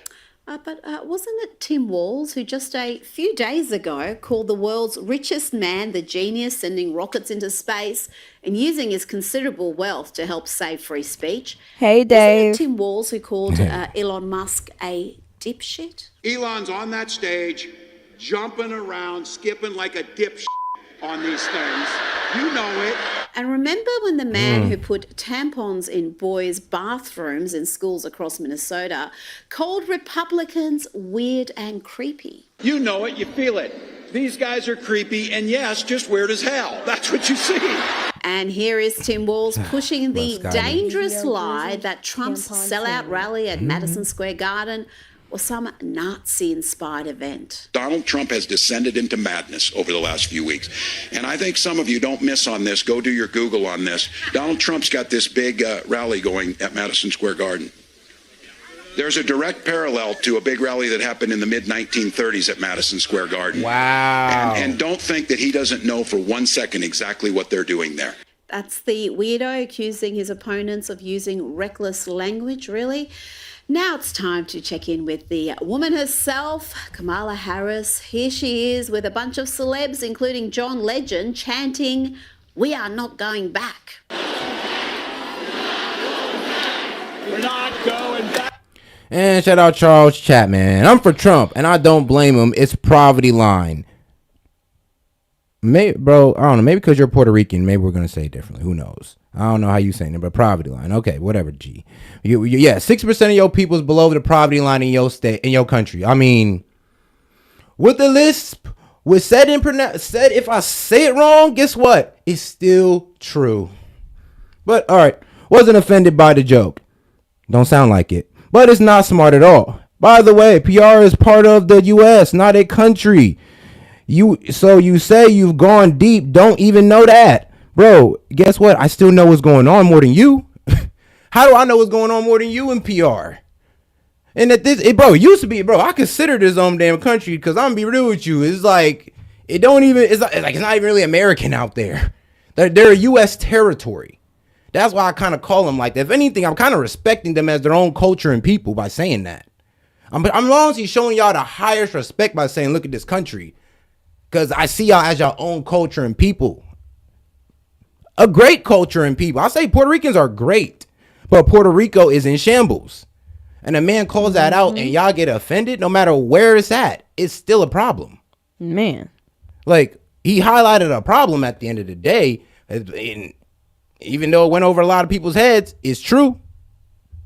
I don't know what to say, dog. I don't know what to say to you, dog. But yeah, you were offended. I'm sorry. I'm sorry. Did you spot actor Mark Ruffalo there? How is he getting FaceTime with the Veep when he's... But we do agree on voting for Trump. So, hey, at least we stand in arms with that. He's out there pushing dangerous lies about Israel. The man is an anti-Zionist disinformation machine. Interesting company that she keeps, but don't expect the media to ask about that. The media won't even ask her about her many accents. But the content creators keep coming up with gems like this. Sid, swish, Kamala. Oh, hello, young lady. Quite a marvelous day, isn't it? Yeah, Why that's does fact. she talk so Truth weird? hurts. Let me play with her. Well, hey there, little nugget. I'm going to be the first black female president of the United States of America. Yo. Man, this doll sucks. Accent switch Kamala can. Accent switch Kamala. Yo. Came out with the doll. I'm sorry. That's a legendary ad right there. Yes. It's a fake doll, of course, but oh my goodness. Accent switch Kamala. Up with gems like this. It's accent switch Kamala. Oh, hello, young lady. Quite a marvelous day, innit? Why does she talk so weird? Let me play with her. Well, hey there, little nugget. I'm going to be the first black female president of the United States of America. Man, this doll sucks. Oh man, Big Wave Dave, man, you should play some Kill Tony clips. Hey, bro, at this point, bro, we need to dedicate an episode to this man's comedy at this point. He highlighted a major issue that their own people is willing to ignore, Big Dave. Ain't that crazy? Bro, he highlighted an issue that the Democrats want to paint over with racism. Accent switch Kamala can emulate any accent. What else does man be saying? As long as it grants her credibility. Bonjour, you have a croissant. Yes, accent switch Kamala can even do a German accent and comes with a bunch of useful accessories. Guten Tag, Sie lieben ein Bratwurst, ufta, ufta, ufta. Wild. But wait, there's more. No. All new accent switch Kamala comes with 2 bags of campaign money, a blind eye for illegal immigration, No. and her own multi-laugh 3. Please tell me this is fake at this point. It is, but a blind eye for illegal immigration is, oh my goodness, that's just so funny. Oh, you gotta love it. You just gotta love it, guys. A blind eye for legal immigration, because Lord knows she got it. 3,000 generator. Laugh in every way possible. It's accent switch Kamala and brand new tampon Tim. Let's have a look at how MSNBC covered the huge Trump rally at Madison Square Garden, which featured everyone from Melania to Hulk Hogan to Dr. Phil and Tucker Carlson, and also Trump's dream team. Those are the people expected to be part of his administration, the likes of Elon Musk, Vivek Ramaswamy, Tulsi Gabbard, and Robert F. Kennedy. It was a jubilant affair, but let's hear how MSNBC covered it. This is insane. In that place is particularly chilling because in 1939, more than 20,000 supporters of a different fascist leader, Adolf Hitler, packed the garden for a so-called pro-America rally, a rally where speakers voiced anti-Semitic rhetoric from a stage draped with Nazi banners. When a Jewish protester rushed the stage, the Associated Press reported, quote, instantly, Wow. I mean, the reach, the Wilt Chamberlain reach is crazy. It's like, y'all had to go back that far? Y'all had to this man just wanted to have a nice little rally at Madison Square Garden. Y'all said Hitler rally. Do y'all remember the Hitler rally? The one that Hitler had there? You remember where he spitted anti-Semitic rhetoric the whole time? I'm like, you know what? I'm impressed. I ain't gonna lie, I am impressed. I'm a bit impressed by that one. I'm like, really?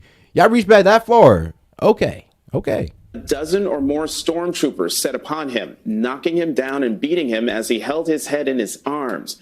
Most of his clothing was torn from his body. Later, he was booked for disorderly conduct. Now, against that backdrop sounds like of old time history, America. And it wasn't just MSNBC where the lefties were losing it. One of their anchors brought some extra crazy to the Views desk on the ABC. Well, I think it was everything that you need to know about Donald Trump in one weird white... It's like, shout out to Big Wave Day. He said they are reaching just to make it about being Nazi. It's like, yeah. Ain't that crazy? Just to make it about anything to relate them to the Nazis. Anything. They'll do anything at this point. Nationalists, Nazi-type rally. And, of course, there's historic parallels to where and when this happened. Joining me now is the Deputy Opinion Editor at Newsweek and author of Second Class, How the Elites Betrayed America's Working Men and Women. Batia Ungasagon, thank you so much for your time. What is your response to the manner in which MSNBC and other leftist media covered Trump's Madison Square Garden rally? Thank you so much for having me. And also thank you for your continued humor about all of these utterly ridiculous things, Rita. I know that I and all of your viewers so appreciate your perspective on everything. You know, it is so incredibly ridiculous the way they talked about it. They talked about this as though nobody had appeared in Madison Square Garden between the Nazi rally and Donald Trump showing up, when, of course, it is one of the most desirable venues in the country. Tons and tons and tons of people have appeared there. This rally was full of Jewish people, supporters of Israel, Black people, Hispanic people. The idea that it is a Nazi rally is utter wishful thinking by the left.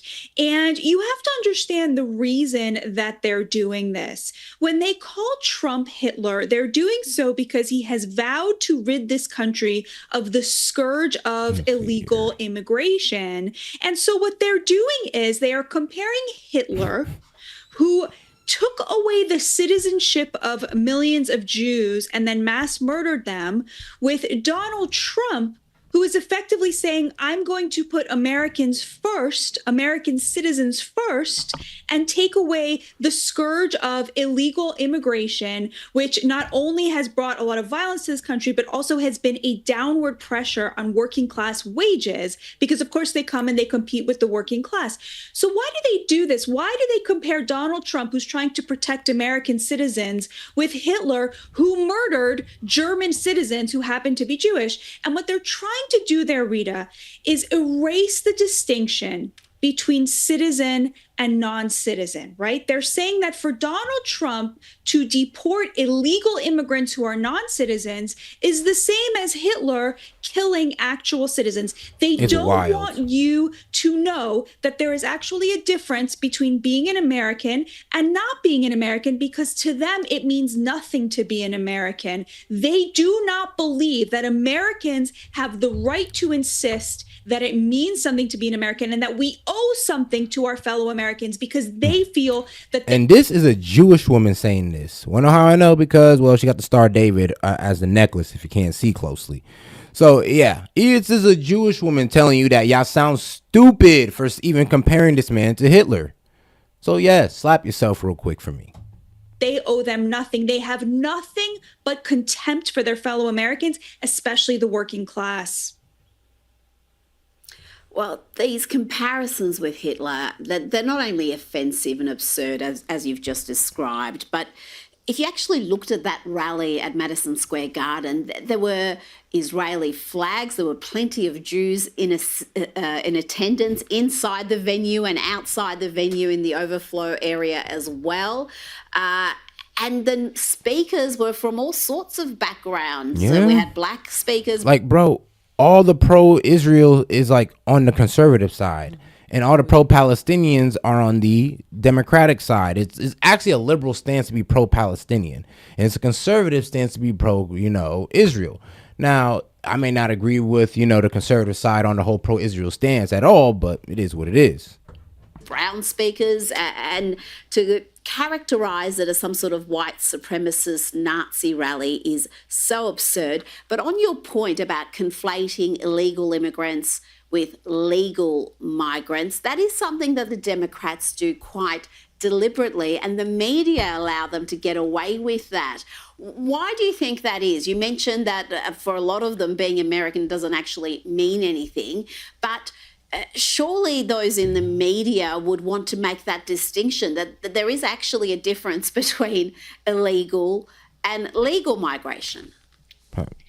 They totally don't believe in that distinction. And the reason for that is that for the elites, the open border is very much in their economic interests. They talk about immigration through the lens of morality. We should help these poor people from other countries. But they think about immigration through an economic lens because the elites are the consumers of low-wage labor. They are the people employing all of these illegal migrants. And of course, They would rather pay an illegal migrant a fraction of what they would have to pay an American. So it is very much in their interest to open that border. It is the working class who pays for it. So this open border situation that the Democrats have been pushing since Donald Trump showed up. And it'll be the same Democrats that will tell you that, oh, the immigrants are 3 times less likely to commit crime. Oh, the immigrants actually pay more taxes than the U.S. citizen. It's like they'll tell you the craziest lies and y'all believe it. It's like, how, bro, when somebody said that, that immigrants literally pay more taxes, or they pay more taxes than they take up, bro, I almost had to throw my drink. I ain't even gonna lie. I had to throw the lighter and all with it. I was just like, I'm done. Y'all got it. Yeah, bro, you'll believe anything. You'll believe anything they say. Like, even if it don't make sense, even if it don't pass the eye test, just read it out loud. Just read out loud what you're saying here. And you're telling me that made sense? On the scene has been an upward transfer of wealth from the working class neighbors of the elites into the pockets of the elites. And what's so ironic, Rita, is that through the 1990s, it was the Democrats who insisted that we have a strong border because their base was labor. It was the Democrats saying, why would we allow millions of people to come here from other countries and undercut our workers? That's suicide. That is collective suicide. When Donald Trump showed up and said, wow, we should probably control immigration and protect our working class, the Democrats realized that he had picked up not just their agenda, but their working class base, increasingly of all races, as you so beautifully pointed out. The real threat that Donald Trump poses is not that he is a divider. It's that he has united the working class in one voice against the elites who hate them.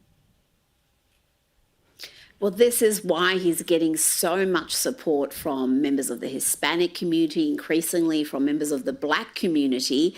And I want to ask you about that, because we saw the Democrats kick an own goal when they sent Barack Obama out there to berate Black men for not supporting Kamala. And now Michelle Obama is out there lecturing men.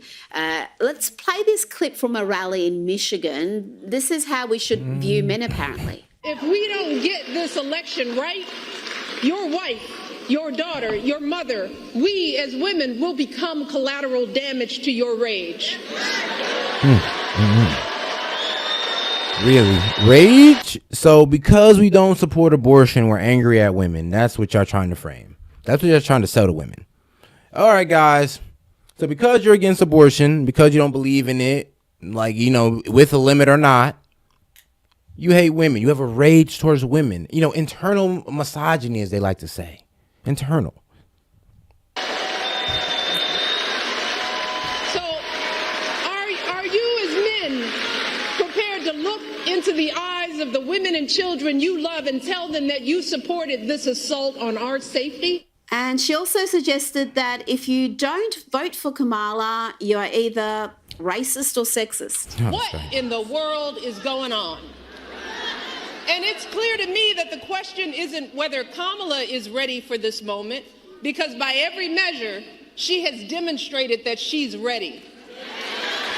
The real question is, really? As a country, are we ready for this moment? She went on to demand that men put aside their anger and vote for Kamala. And she also suggested that women... So, guys, if you're voting for Trump, you're not voting for Kamala, you're angry. I mean, bro, I just don't get it sometimes. I mean, how does this make sense to y'all? Yeah, if you don't vote for Kamala, you're just an angry man. You're just an angry Trump supporter. I'm like, I don't know. I had a pretty good day. I'm pretty happy. What about y'all? Y'all happy? I'm happy. I was like, shoot, it's been a good day. It's a nice sunny day outside. I'm like, why not be happy? Feels good outside. You know what? And I'm still going to vote for Trump, and I'm going to be just as happy. Should demand their men do better and back Kamala. Will that messaging work, or is it just preaching to the converted? It's so amazing. I mean, can you imagine asking for somebody's vote by telling them your only role here is to shut up and become subservient to some other group? Now, that's insulting enough on its own. But bear in mind that the last 40 years of Democratic policy has taken the jobs of American men of all races who are working class and either shipped them overseas, defunded vocational training, or imported an entire slave caste to do construction work. So first they sold these men out. They made it impossible for them to support a family on a single income. Then they called them toxic if they dared protest and say, wait a minute, maybe a society needs strong men. No, that's toxic masculinity. And now to put the... Oh, yeah. Okay, hold on. She's getting real. Yeah, go ahead. And shout out Big Wave Dave for the $5. Kamala doesn't answer any questions and just blames Trump over and over. Yeah, there is no reason to vote for that. I mean, unless you just hate Trump, I mean, go ahead. But yeah, there really is no reason if you're really talking politics here. And well, unless you're a one issue voter and you're talking, and the one issue is abortion, then yeah, I could see you also doing that as well. You can probably vote for Kamala for that. But to be honest with you, if you're talking about the real problems in America, vote for Trump. Kamala, she has no plan. She don't even have a concept of a plan. She just tells you what you want to hear without telling you the steps of how we're going to get there. The cherry on the cake, they're telling them, shut up, support women, or we will call you sexist and racist. And the worst part of this is that this election is pitting the real urgent concerns of working class men over fake, made up concerns of college educated and rich women. Why is Michelle Obama, one of the last people on planet Earth who will ever need an abortion, out there saying her life is in danger and all of these women's lives are in danger? They're not in danger. Donald Trump promised to veto a national abortion ban. They made up this concern, this issue, because it allows billionaire and millionaire women to pretend that they are the oppressed because somehow they are related tangentially to a woman who might need a 9th-month abortion for some reason, right? It is all about who gets to LARP as the oppressed. That's basically what they're doing here. Well, you wrote in your book, Second Class, about the political realignment that we are seeing, where the privileged, affluent, often women, are leaning left, and the working class, those who are aspirational classes, you may call them, are leaning increasingly right. You argue America has broken its contract with its labouring class. Explain what you mean by that. Yeah, especially through these trades deals that we have. We've definitely done sold out our working class. Yeah, the real divide in America is not left versus right. It's not, God forbid, racial. It's the class divide. You want to read that for me? Yes. Shout out Big Wave Dave again with the $5. Speaking of which, she wants to...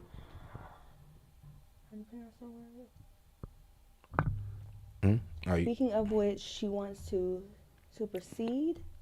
Oh yeah, speaking of which, she wants to supersede the Supreme Court to put Roe v. Wade back in.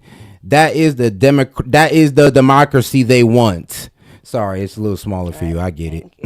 But yeah, though, and that is the democracy that they want. It's like, bro, there's people who's really not okay with abortion. When Trump left it to the states, that was respecting those people's opinion. That was respecting what those people wanted. So it is wild that, oh, well, now Kamala's going to step in here and just mandate it on everybody.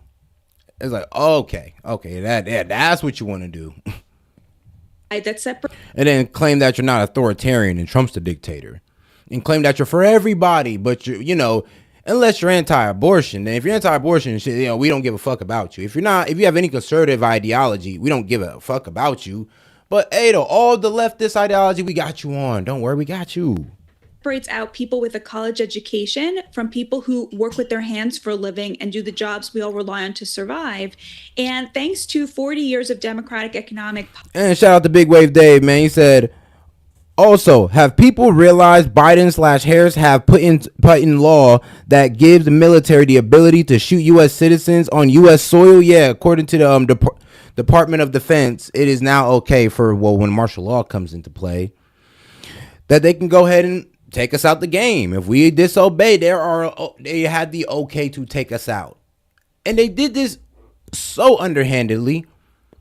I mean, it's kind of what they did with the border bill that I say Trump knocked out. Is like, oh, yeah, they did it so underhandedly when they just put in all this pork in, and they just put in all the aid to, Israel and Ukraine, and then they want to report to y'all that it was a border bill.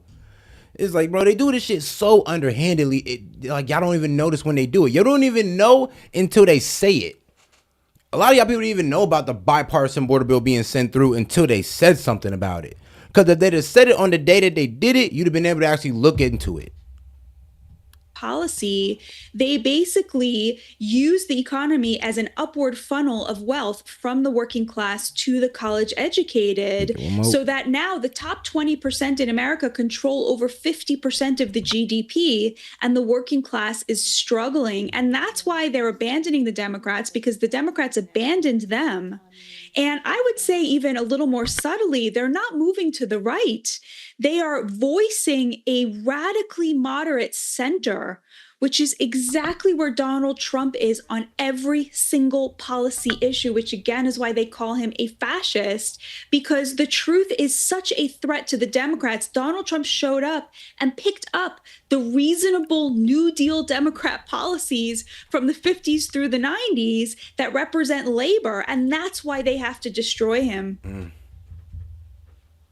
Now, there's been a mass tantrum after leftist papers, the LA Times and the Washington Post, refused to formally endorse Kamala Harris. This is unusual for both papers. Why do you think they've taken that position? Because if you actually look at their output, they just churn out anti-Trump pieces day and night, non-stop.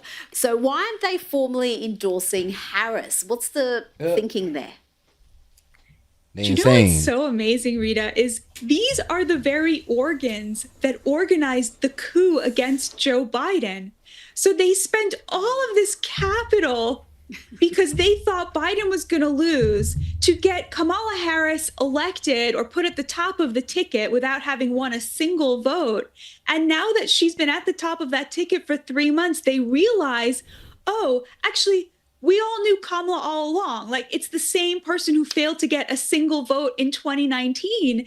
And they just don't want the egg on their face at this point. Yeah. It's so amazing to see how when you... I love how she actually said that. Didn't get a single vote in 2019. She got knocked out the primary. First round. Not a very strong candidate. Not a very strong candidate at all, I'd say. But, you have to Kamala Harris supporter. She's the strongest candidate we've ever seen. Mm-hmm. Now, let's go into something that, shout out Diamond, that she wanted to get into.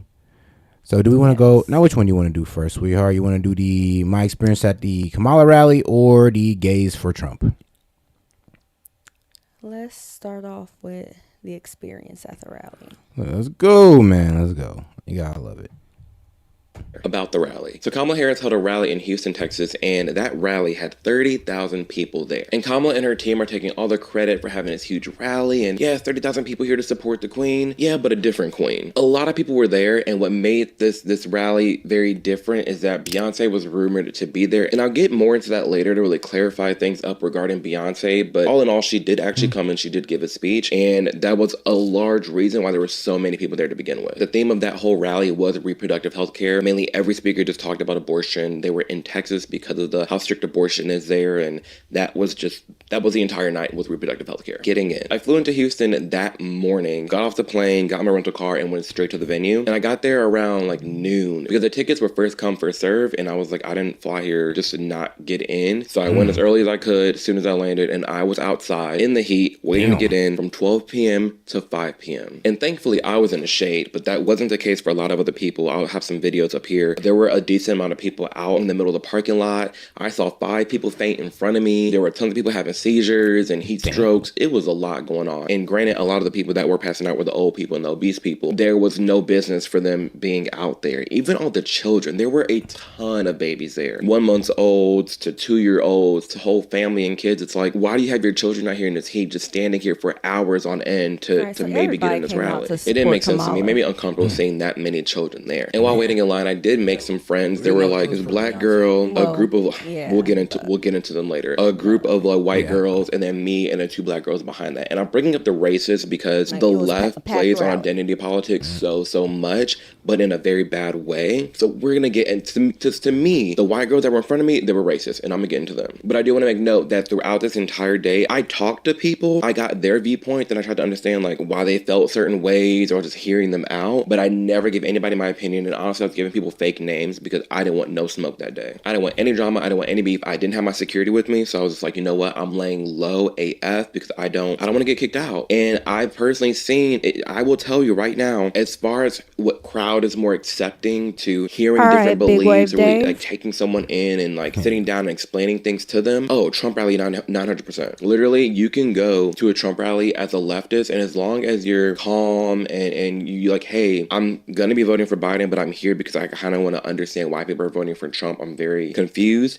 Oh, you're gonna be accepted with open arms, like easily. But at a bro, I'm telling you, that's really how it is with Trump supporters. Like, oh, you just want to be here to get a different opinion or actually see what the hype's about. All right, cool. We're not gonna badger you. We're not gonna be, you're really voting for her. You goddamn, like, what's wrong with you? You goddamn idiot. Like, no, we're not gonna do that. But Kamala supporters will. I'm telling you, you see where all the vitriol's at, and that's why a lot of people are over here on the Trump side, because we kind of see where all the hate's at. Ain't over here. Never. You say you're voting for Trump, it's immediate. You hate me. I hate you. You're canceled. I'm gonna get blocked, kick you out. There's no room for conversations and growth. And honestly, that was one of the. That's the problem with the left, though. There is no room for conversation and growth. They just want to stay stagnant. Weirdest feelings ever being inside that stadium and looking around the huge crowd and thinking like, wow, I am one of the most loved people here, being black and gay, and the most celebrated. But the second I open up my mouth and I actually share my real views and my viewpoint, I'm racist, I'm bigoted, I'm going to get kicked out. It was so surreal being there. But let's later on in the video, I'll give more on the crowd's etiquette inside. But back to this racist group of white girls. So the girls next to me, they were all in like their early 20s, and they were the most copy and paste clones of Gen Z liberal lesbian college girls. It was just too much. The amount of time to her, yes, queen and slay and, you know, auntie, like with the C in front of it, it was driving me up a wall. And it concerned me just how out of touch they were and how they didn't even realize how racist and just dumb that they were. Honestly, I hate to... A rebel taco? No, we're not, but we did both find that joke hilarious, actually. Thought I would just point that out since you mentioned it. To say dumb, you know, I want to be more, you know, calm. I might as well. And nuanced, but hey, fuck it, I'm carving watermelons for Halloween, man. I don't even like pumpkin. I don't even like the way they taste. I'm carving, bro. That's a great ass idea. I'm carving watermelons for Halloween. You gave him an idea, bro. I love water. Bro, come on, man. I love watermelon, and it's great for you, and it's good health. Come on, you need watermelon. What the hell wrong with y'all? Thinking I won't cut up some watermelon. Try that out. Might be able to carve better than the pumpkin. I mean, oh God. Carving water, bro, that's a brilliant idea. We might just have to go ahead and carve some watermelon up, man. I love it. Yeah, why not? You want to do that for Halloween? Yep, let's go. Carved up watermelon. And then we're going to name one of them Tony. Yeah. Things that I heard there were just ridiculous. What made them racist to me was that the black girl was in front and the white girls are talking to them. And the white girls asked the black girl, and she's like, hey, it's like, what are you doing here? Where are you from? Like, you know, just getting to know each other. And the black girl's like, oh, I go to school in Houston, but I live in Alabama. Before the black girl could even finish saying Alabama, the white girl's all like, oh my gosh, I'm so sorry to hear that. Like, I know it's really tough for you there and other minorities there. I haven't been to Alabama myself, but I don't want to go just because I know how hard and how unrational they are to the marginalized communities. And personally, I wish that there's so much more that I can do to help you guys out there. Wow. I wish I was lying. I want to interrupt so bad, but I didn't. Because again, this is like, 1 p.m. and I'm trying to get inside this damn rally, so I didn't say anything, I didn't interrupt. And the black girl seemed fine with that assessment, but it was just like, this is so backwards. Like you haven't even been there, you haven't even visited, and you're already trying to be, again, Captain Save-A-Ho and be like this white savior. Oh, I wish there was something I could do to help you little blacks out there because you're so down and depressed and you're so like marginalized in the South. How pissed with it? You know what marginalized me? It just really shook me how brainwashed that they were to really sit here and be like, yeah, I know you have it rough as a black person out there, and I really feel bad for you that you're black. What? And then to make it even worse, this local dude was running for office. You know how if you ever been to like any political event, there's always like the local people that are running that come out and do a little free promo. So this guy's walking up and down and he's telling people, oh, I'm running for... Hey, you know what blew me? It was the whole story about the white girls. What she said, oh, I'm sorry that you live in Alabama. I feel so sorry for you. I know it's hard out there. I'm like, damn, because it's a red state? Because it's a red state, you feel that way. Mm-hmm. Well, goddamn. You know, some office in Houston. So dude walks by and he's like, hey, my name's so-and-so. I'm also gay and I'm Before he could even finish saying running, the gaggle of white girls are like, oh my gosh, yes, slay queen. Like, give me your info. You're gay. I love that. I'm going to vote for you. That was it.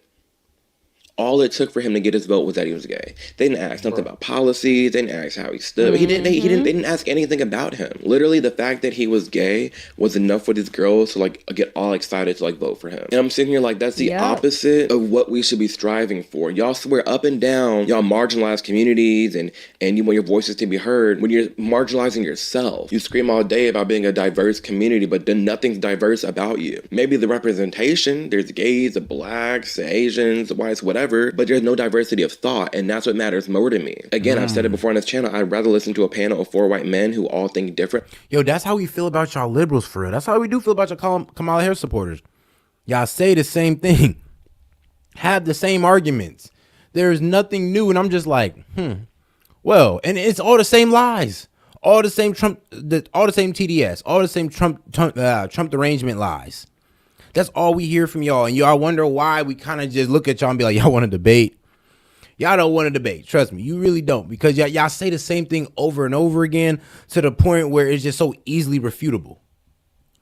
Differently than a panel of 4 different races and sexes who all think the same. It was a lot. It took a lot to honestly sit beside this group of girls, but I did it, and I actually came to defend them because 5 hours later, when it came time to go inside the venue, we get to the front and we realized that people can just cut in whenever they wanted, but of course they had to cut. They had to like barge their way in. So me and the homegirls, we made a little squad, a group, and we're like, no, we're not doing this. We've been here since 11, 12 o'clock in the morning. We're not letting anybody cut us. So we break a little barricade and we're walking, and this group of black girls starts cutting us off, and they're like, you know, we've been here waiting. We had an interview and they told us we can get our spot back in line, and no, we here, and they started getting loud with the white girls that I was with. And that's when Jamal came out. Like, what you're not about to do is sit here and try me and lie to my face and act like you've been here all day when you have on a beige dress and not a lick of sweat is on your...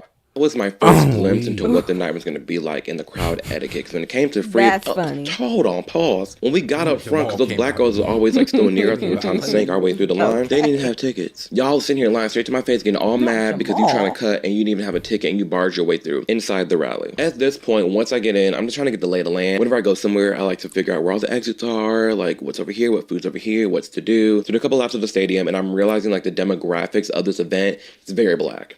Lots of black women, lots of young white women, lots of old white women. There were men, like actual men, like the husbands of the wives, or a lot of guys wearing the shirts that said, real men vote for women. Lots of gays, and a ton of Beyonce fans, like a ton of Beyonce fans wearing the merch, the get-ups, the tour outfits, everything. All the signs and verbiage on the displays and on the TVs around the stadium were saying like reproductive freedom, trust women, which is crazy to have a slogan that just says trust women. It's like my own body parts don't even trust women. That's why I'm gay.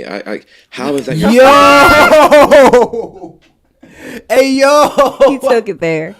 Weak. He's like, my own body parts don't even trust women. I'm fucking done. He took it there. Oh, God. Okay. That took me back. That took me back, chat. That took me back.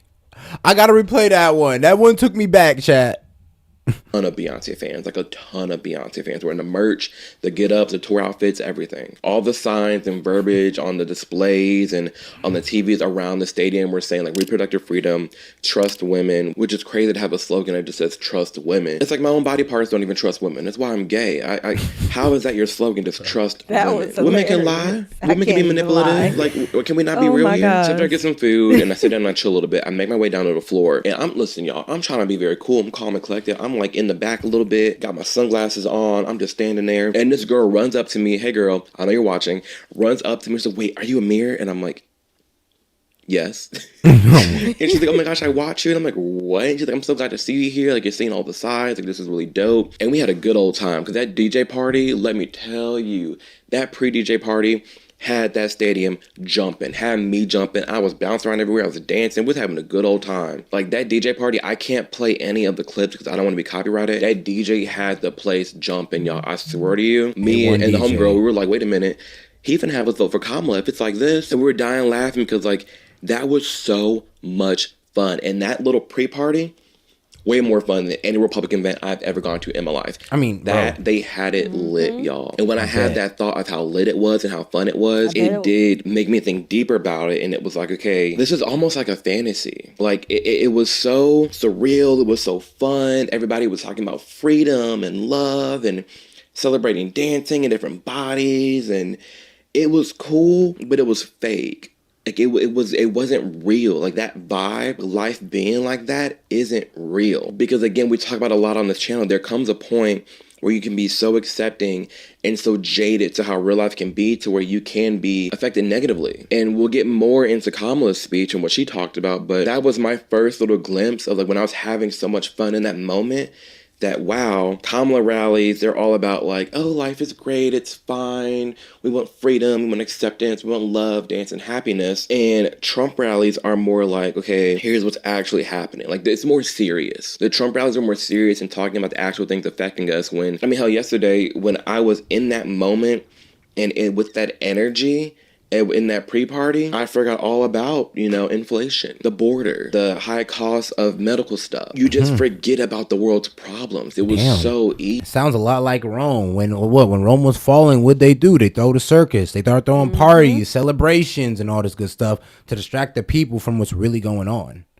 Wow, shout out to Kamala Harris, the campaign for using the Rome strategy. Easy. Like, at least during the pre-party, that's what the vibe was. But as the night went on and more people filled in the stadium, it got really rude. The etiquette just went out the window. Like I said before in the intro,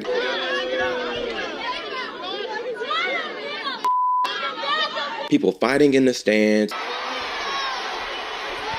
people booing nonstop. A crap ton of technical difficulties, and not just the etiquette left, but also like the critical thinking. I felt like it was it was like a fairy tale. It was so surreal being surrounded by that many people who were just brainwashed, who genuinely, like, it felt like back in like 2015, 2016 when Trump was running for president, everyone was sticking to the same talking points, like Trump's racist, he's bigoted, homophobic, the laundry list of things. I'm sitting here like, oh my gosh, these people actually believe this, and all the lies they were talking about on stage, and so many people in the crowd, like throughout the night, they kept saying, we're not going back. We're not going back. And I'm sitting here like, back to what? Kamala's in office right now. Back to low inflation, back to affording groceries, back to a secure border, back to low crime. What are we talking about? That man's hilarious. Okay, there's been so much like controversy around this whole, were people booing? What were they booing at? There are people that were there, I saw on TikTok, talking about no one was booing, and I'm like, people were definitely booing. And then people were like, oh, people are only booing at the technical difficulties. No, that's not the case either, because we see all the hecklers that were actually there booing at Kamala. So yes, let's get into the two reasons why people were booing. One, technical difficulties. So I'm gonna try to have some videos up here to display it well, but they had two screens up in the corners, a big screen behind the speaker, and then a screen on the other side of the stadium. In the middle of the floor, they had the media pit, which had the clear angle of whoever's speaking. Well, when the speakers started coming on, obviously, like, that tall middle thing was blocked. It was even blocking people on the floor, like you couldn't see who was speaking. And everyone's like, okay, they're gonna put the person on the big screen. They didn't do that. They weren't using any of the screens. Matter of fact, it was just, you just hear voices, like you might as well have been listening to a podcast. So you had a lot of people booing in the beginning, like, boo, we can't see. They were chanting, we can't see, turn screens on.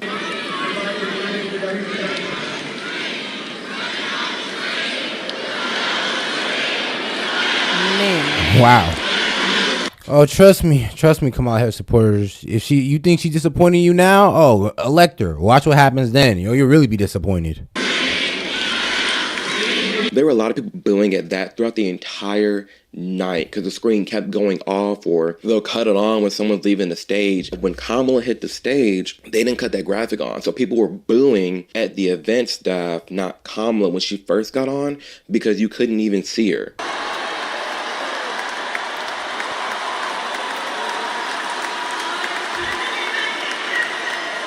People were booing because they were mad. So you had that. And that was, like I said before, that was going on all night. So people were booing at just the staff and the general technical difficulties. Now, two, were people booing at Kamala? Yes. There were hecklers all around, honestly. There was the Palestine people.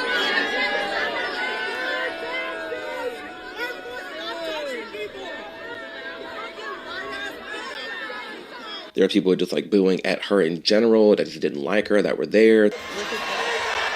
I'm done. The accumulation. Really sat there all day just to boo at her, which is crazy to me.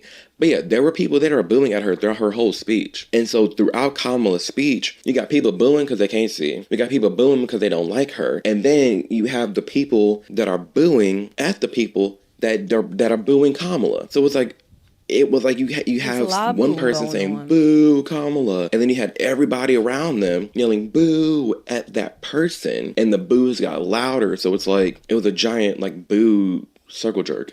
It was stupid. Honestly, it was stupid. There were people booing all over the place all day from technical difficulties at Kamala and at Kamala supporters. Did people leave early?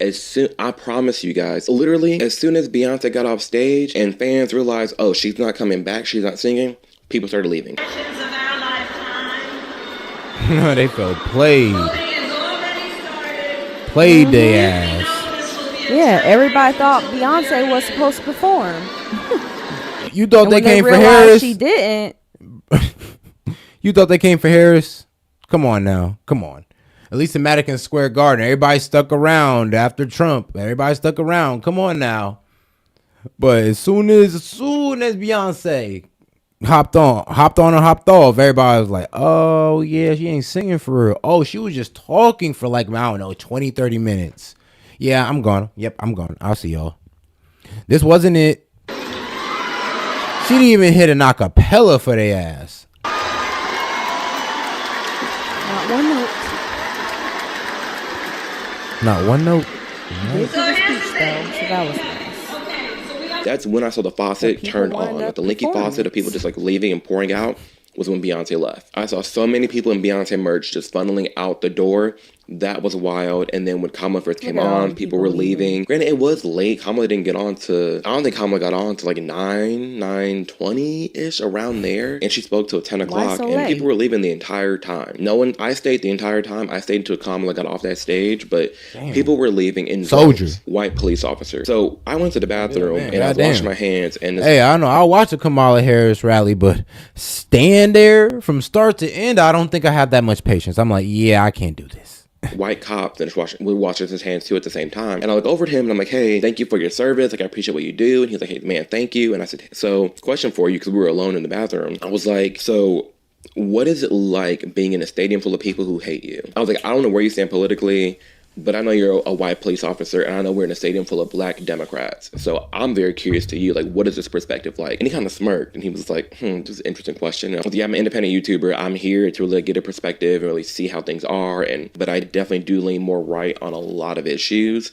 And he was like, let's talk about this out here. So we left the bathroom and went to the little corner. And he was just giving me a perspective, like being a white cop. And he was letting me know that, yeah, since 2020, George Floyd, things in Houston, at least for him and what he's experienced, the hate really hasn't gone down. They still treat the police with disrespect. And he was just giving me that perspective, which I thought was really neat. And how at the end of the day, you know, he is still going to fight to protect whoever, like it's his job to protect, he's going to protect. But it is annoying seeing the police morale go down throughout the years because of how much they vilify police. And as a fun little tidbit, it was so cool. He was from Nashville. I was like, yeah, I'm from Nashville. He's like, oh yeah, I went to like so-and-so college. And I was like, what? That's crazy, small world. So that was a cool little interaction I had with a white police officer. There were so many police there guarding it. And I'm sitting here, oh, and I had to show ID to enter. I had to show my ID to get in multiple times, but God forbid you ask for ID to vote. The speakers. So a huge chunk, the bulk of the speakers, honestly, were moms who had troubles with getting an abortion. I don't know. I have to do a whole separate video on abortion and the laws in different states and what classifies what, because it was a very emotional rally. The moms are up there crying, sharing their scars. The production was high as far as like the little intro montages and the video clips of what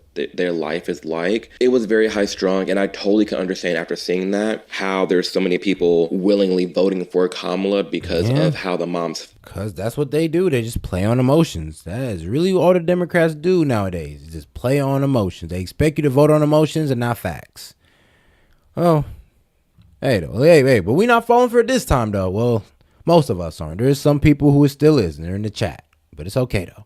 felt during that time, the amount of tears that were shed, the whole trust the women movement and Trump bad, I totally get it. There was even a point where, oh my gosh, okay, we're going to get into this actually. The doctors. At one point, a bunch of doctors got on stage to talk about abortion in Texas and the different laws that they face. While all these doctors were on stage, there was someone having a medical emergency in the 100 level stance. They were having a seizure. And there's this clip going around of all the Republicans being like, wow, all these doctors on stage, typical Kamala rally, like the doctors aren't doing anything. Wreck. What do you expect them to do? That whole day there were medical emergencies taking place. Everybody was passing out. Everybody was having seizures. Everybody was having heat strokes. Like, there's two options for them to do. Option one, run down the stairs, past Secret Service, over the barricade, into the sea of people, bum rush their way through hundreds. Yeah, passing through Secret Service would have just been the no right there. Step one couldn't even have been done. It's thousands of people. Cross another barrier, then another barrier. Then run up the stairs and assist the person having a seizure. One, which would take probably 2-3 minutes to really get through all those people. Two, run off the stage, run backstage. Who knows if you know your way to go?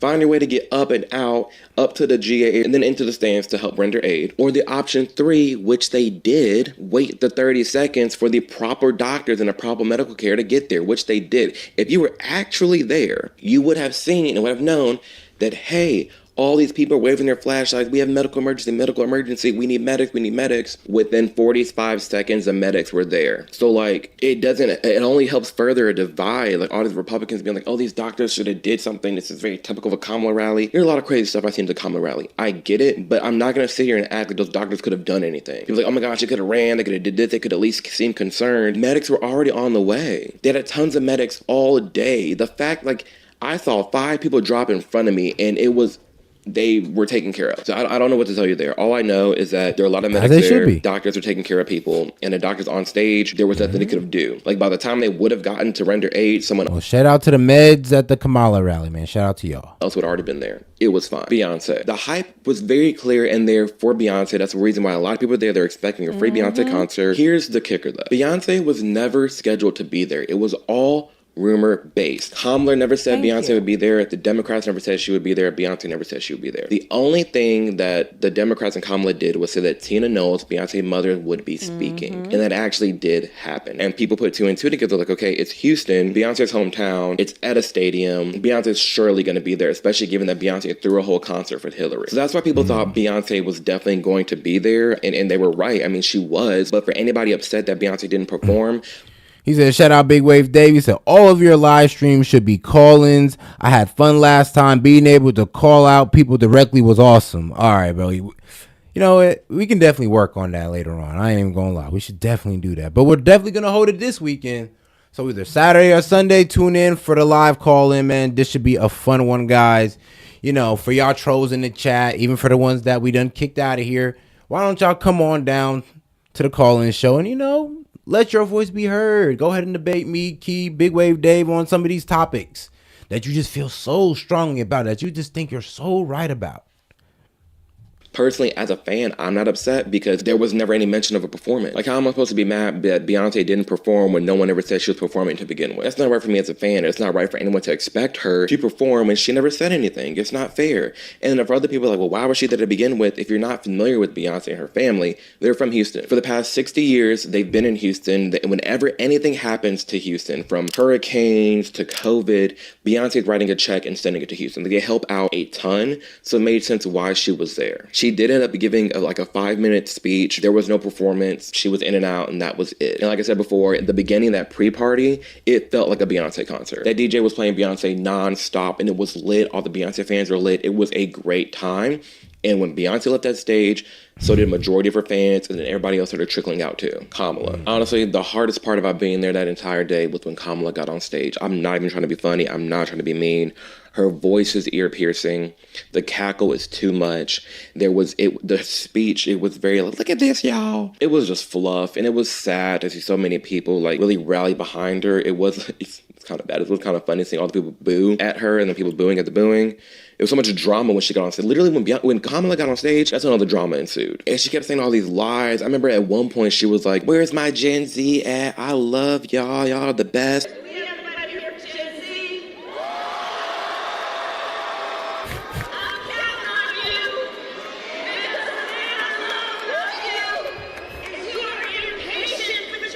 Oh, really? And I'm sitting here like, you just said they were all stupid. What else do we know about this population, 18 through 24? They are stupid. That is why we... Even the black lady looked to the side like, okay, did you just say 18 to 24 is stupid? And I'm be real with you, that's the voting bloc that's mostly voting for Kamala? Like, man.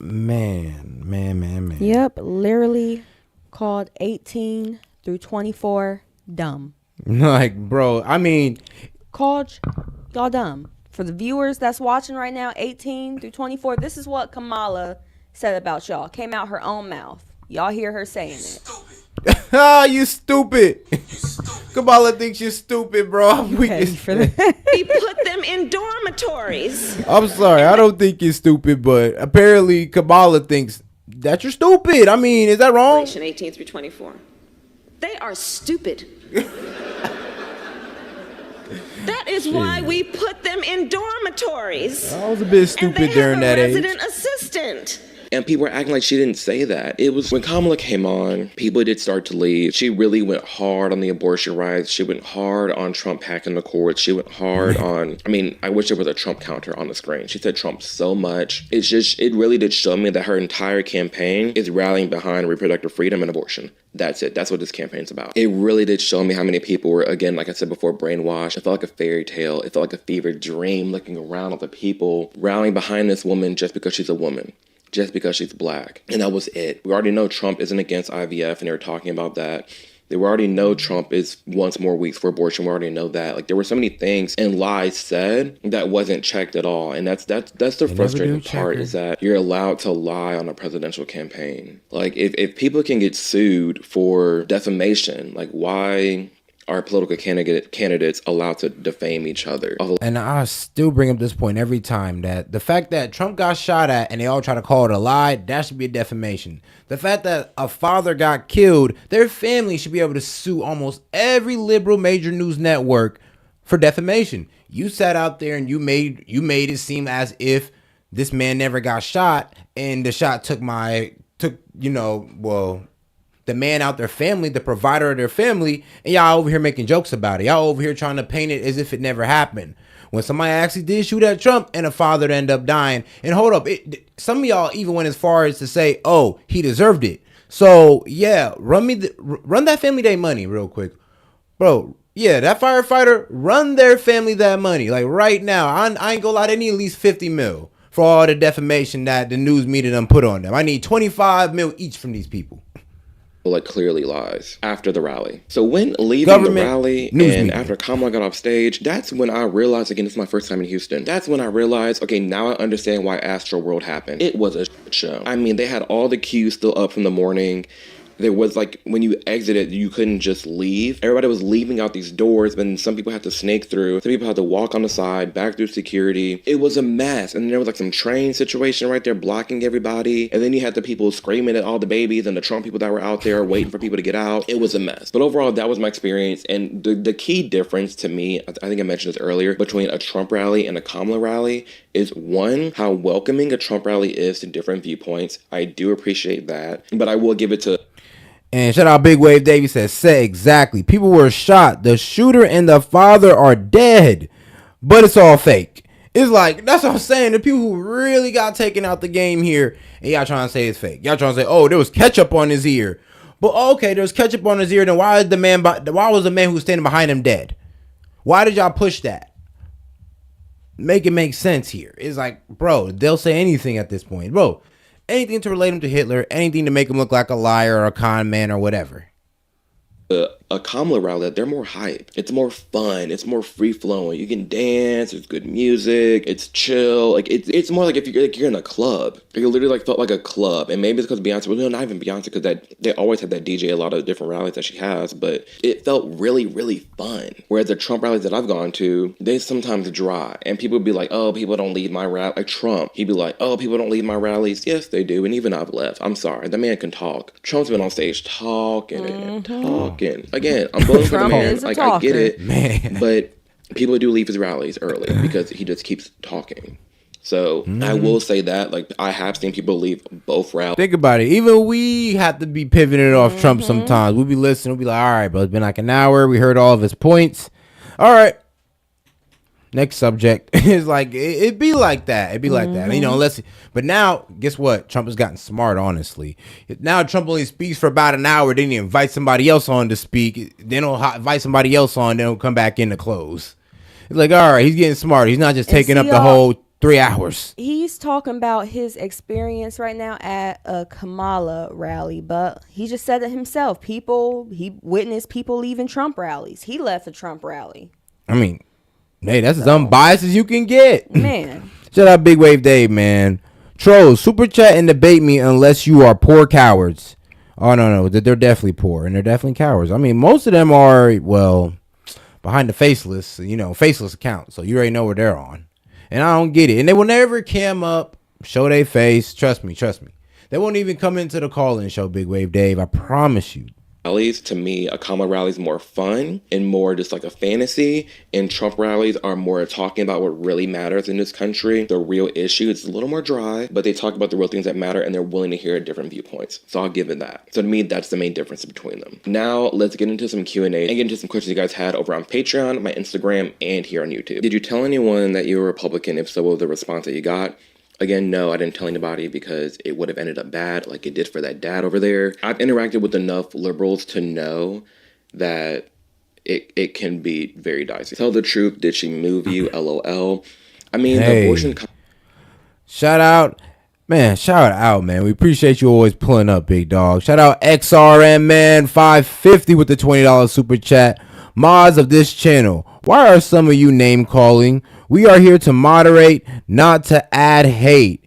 Be bigger than that. Ask for a source from a person claiming something not true. Mods are to represent the host, not ourselves. All right, I ain't gonna lie. I do like that. Make sure also stand up for yourselves. If they're getting too belligerent with you guys as well, what makes you think they're being disrespectful to the platform altogether? Because you guys are part of the platform. So always remember that as well, guys. Shout out XRM. Conversations definitely did. Like, these moms crying on stage, these moms showing their scars. Like, it was a very emotional, charged rally. Did anything seem genuine? Yeah, all of it. Again, like a very fake fairy tale, but like it was genuine that they were misguided. It was genuine that that many people were misled or wrong. That part was genuine. Kamala herself, no.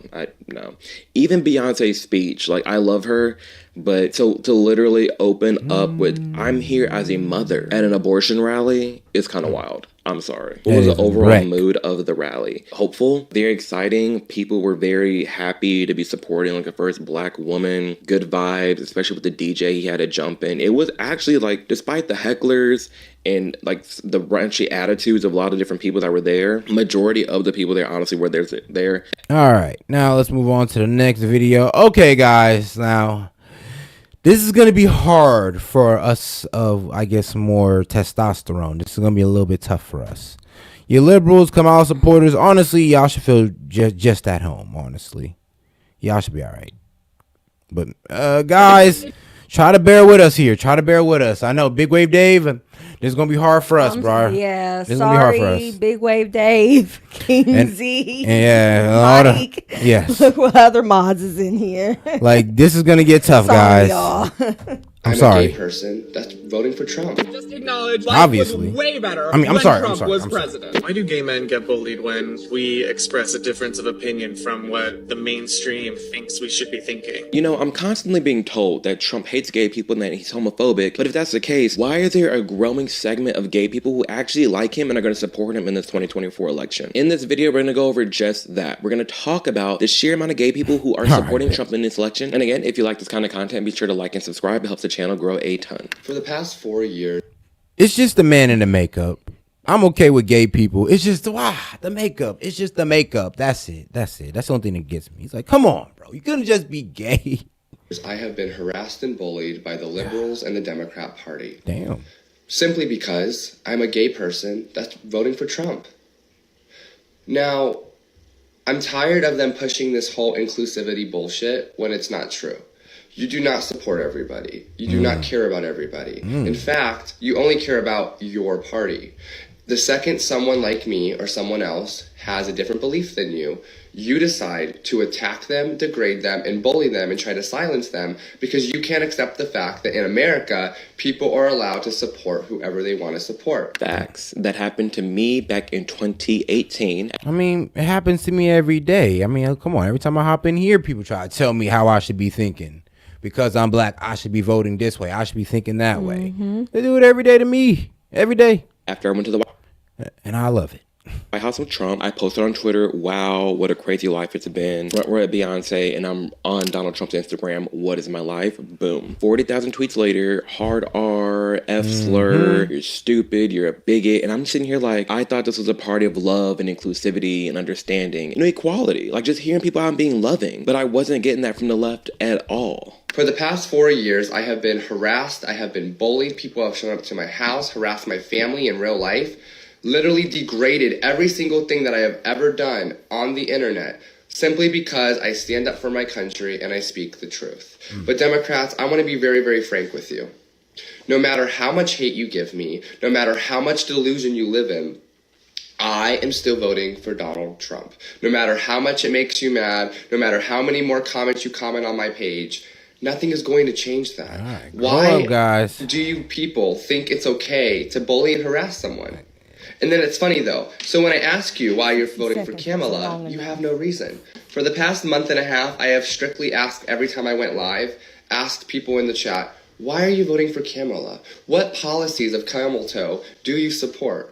But guess what? Not one person can answer my question. That's typically how it goes. But I am going to post a video. I'm working on it now. Understanding why some people are wanting to vote for Kamala Harris. And that's going to be an interesting one to film. Because I really do want to understand myself why so many people want to support her. Because for one, like, if you're going to complain about how bad things have gotten, you have to realize she's currently in power now and has been. So how are you talking about you want something to change, but you're voting for the same person that's going to keep things going how they're going? It doesn't make sense to me. And how are you going to judge someone? You know what's crazy? Now that I'm thinking about it, it's like the right in the center is open to be whoever they want to be. Like you're well, for the most part. I'm going to the far right, but for the most part, in terms of freedom and shout out Big Wave Day, man. You need to brainwash for the left to accept you. Yeah, you need to be brainwashed for the left to accept you. It's shown over and over again. That is a fact. As I'm saying, it's like they only accept you if you're just of a hive mind. You have to be of a hive mind. You can't have no thought outside of yourself. You can't think differently. There's no free thinkers on that side at all. You know, as long as you're like a law-abiding citizen, you can do what you want to do. But when it comes to the left, if you don't fit in this ideological box of like what a black person is. And what I mean by free thinkers, I mean like, all right, Big Wave Dave, he don't like Trump's personality. I personally think the man's likable. He don't like him, but we're still going to vote for him just based off policies. And and that's just the main thing there, just the policies alone. He don't gotta like him. I don't gotta like him, but we're voting on policies. Shoot, we could damn near both hate the man, and we will still vote for this man just off the policies because we understand what's greater good. Like some of y'all hate the man because of the wives things. Well, look, man, we ain't voting for who's gonna be the next Messiah, okay? We're voting for who's gonna be the next president of the United States. The last time I checked, well, the president of the United States are riddled with crazy past mistakes and all that good stuff. Like, come on, look at Bill Clinton. What a gay person is, et cetera, you get kicked out the club. They're so big on identity politics that like you have to stay. I mean, think about it like this. Trump never smoked or drank. Nobody recognized that. Obama used to smoke weed back in the day. Y'all never called him a pothead president.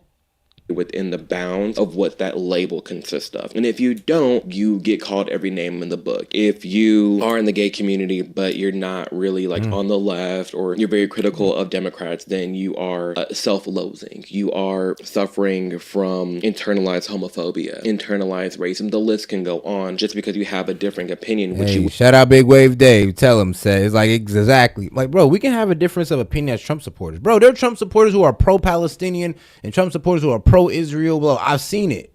But one thing I've seen about us Trump supporters is that we don't come at each other's necks just for a difference. We understand the greater good here. It's like, all right, well, I may want this to happen. You may want that to happen. But we can all come to an agreement that he knows what's best for the border and for the economy and all this good stuff. So let's just go ahead and agree to disagree on these small points and let's get to the bigger points here. would That think affects all the of party us. screaming equality, love, inclusivity would be open to hearing new ideas, but they're not. They're extremely hate. The most hate I have received in all my years of being online has been from the left, and that's Yes, it very has. sad. And it's been from the very people, the very community that supposedly has my back, the gays and the blacks. They're all for inclusivity and equality if you think like them. Because the second you think for yourself, the second you have a differing opinion, boom, they kick you out the club. And it's not fair and it's not right, and it shouldn't be accepted. That shouldn't be the standard of what is going on in our current country. Why?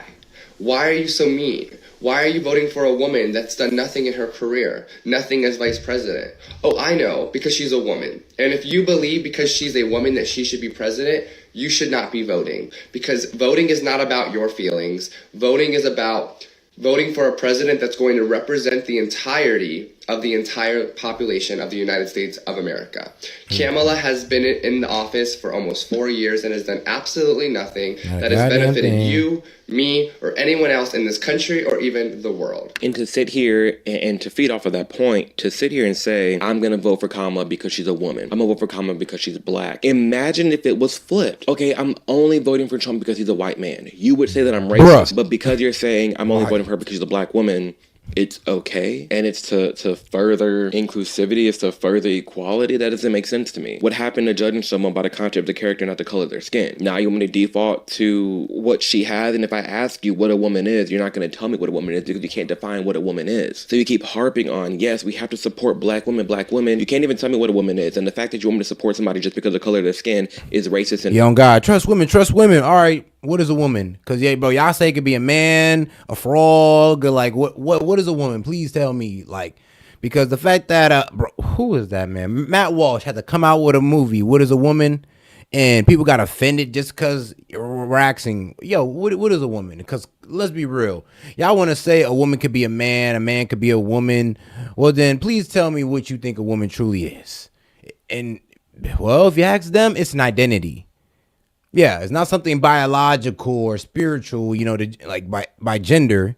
It's a identity. And no, it's not a goddamn identity. You just can't say you can be a woman. Well, know it. Look, if that's what you want to do, go ahead. Just don't push it on kids, okay? in itself. And it's self-evident as we get through this video, there's a lot of gay people who see through that BS. There's a lot of gay people who feel like, no, just because I'm gay. You know what happens when you speak too heavy on the trans community? You speak too heavy on them, YouTube don't like that. And shout out Gerard, man. Appreciate the support. He's, fellas. Hey, appreciate you. Does not mean I have to align myself with the Democrats. Does not mean not even just Democrats. Because here's the deal. My issue with Kamala is she's already in office. If it was a different Democrat, like if it was ask a liberal, what is a woman and what is an assault weapon? No good answer. I mean, I'm telling you, it's sad. It's sad. Someone else running against Trump, I'd have more grace for someone that is trying to vote on the Democrat side. You know, that'd be a real debate. That'd be a real, fair battle. But the fact that you're arguing for someone who's currently in office, who has a clear track record of just being horrible, it's hard to sit here and defend that. It doesn't make sense to a lot of people, and you're not wrong for not wanting that. Just because you're not voting for Kamala, just because you're not. And that's why we asked y'all to call in, because we really want to know where your head's at. I mean, and we're not even trying to be an asshole about it. We really want to hear what you think. We just want to hear you rationalize this stuff. And just so we know for ourselves what we're dealing with here. Aligning yourself to the left in 2024 doesn't mean you can't do that in other elections. Because it doesn't have to be sports team politics. You can just vote on someone based off your values. And right now, my values are aligning more with the right than the left. Because at least with the right, I know exactly how they feel. I know exactly the things that they stand for. Are there some fringe right that, don't like gay people? Yeah, that exists. But it's also clear that there's a big chunk of the left that doesn't like gay people too. A big chunk of the left that doesn't like black people if you don't fit in their ideological box. So either way, you're screwed. So you might as well just do what you want to do and feel how you want to feel. I'd rather deal with the right and deal with some of the crazy that don't like me than to deal with the left who wants to be fake and says, yes, we do like you, we do support you because you're black, yes queen, but then sit here and not even understand or can logically reason with themselves the things that they argue for. So because I'm gay, I can't vote for Republicans because that's voting against my own rights. Because Republicans are so against gay rights, right? Hey, yo, nah. Bro,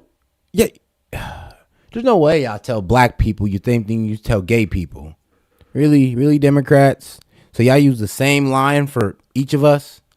So you gonna tell the same thing to a gay man you're gonna tell to a black man. I'm on. All right, whatever. I'm slightly offended, but okay.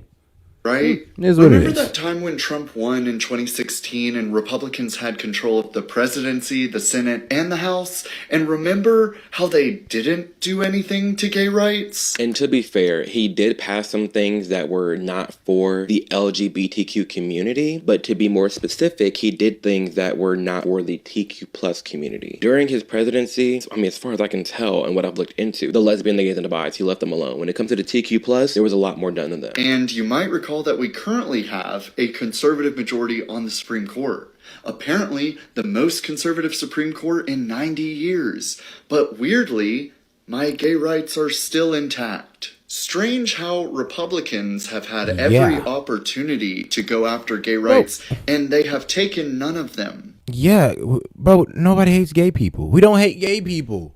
We just hate the far right, the far left liberals who think gay people should be able to, I don't know, read half naked to children, dance in front of children, convert children.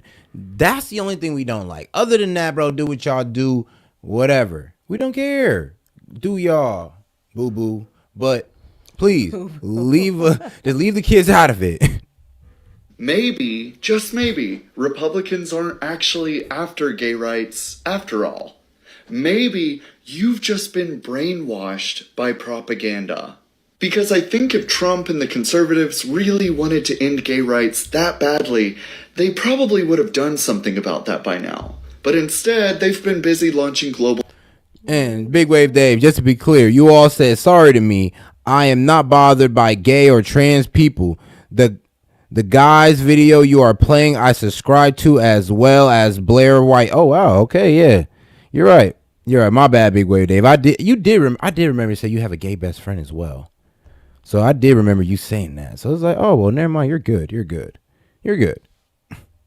My bad, Big Wave Dave. My bad.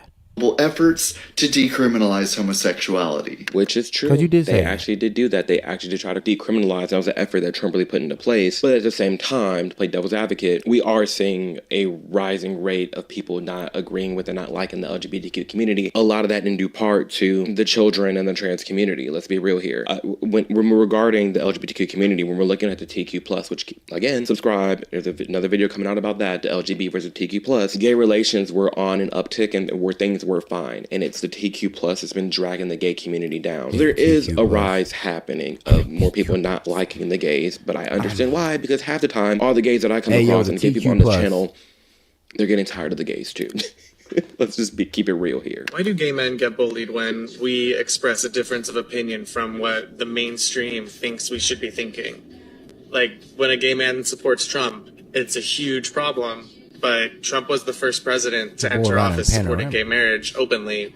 No one else did that. Which is something else that's weird too. It's like Trump was the first person to come into office accepting gay marriage as it is, when there's a track record of every other Democrat from Hillary to Obama to Biden who all said that marriage is between a man and a woman and that's it. Marriage is between a man and a woman. Marriage is between a man and a woman. Marriage is not just a bond, but a sacred bond between a man and a woman. Trump, I mean, ain't that crazy?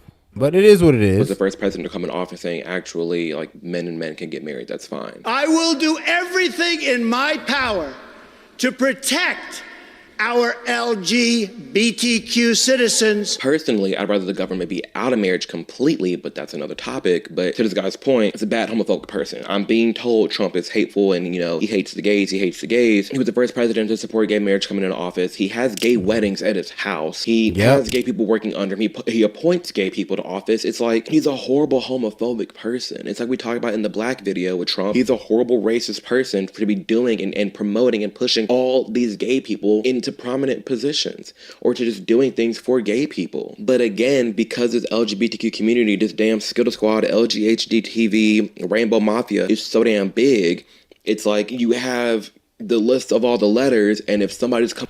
And man, shout out to Big Wave Dave. He says, still waiting for you trolls to put money where your mouth is. Cowards. Hey man, shout out Big Wave Dave. He calling y'all out. against, you know, the Q's or the T's, you label it under everybody, and then you say he's against the LGBTQ community, when in reality he's against a specific thing that most gay people are also against. Let's keep it real here. So that's what's frustrating about this all. And it's just sad to see, you know, the media kind of winning in this effort.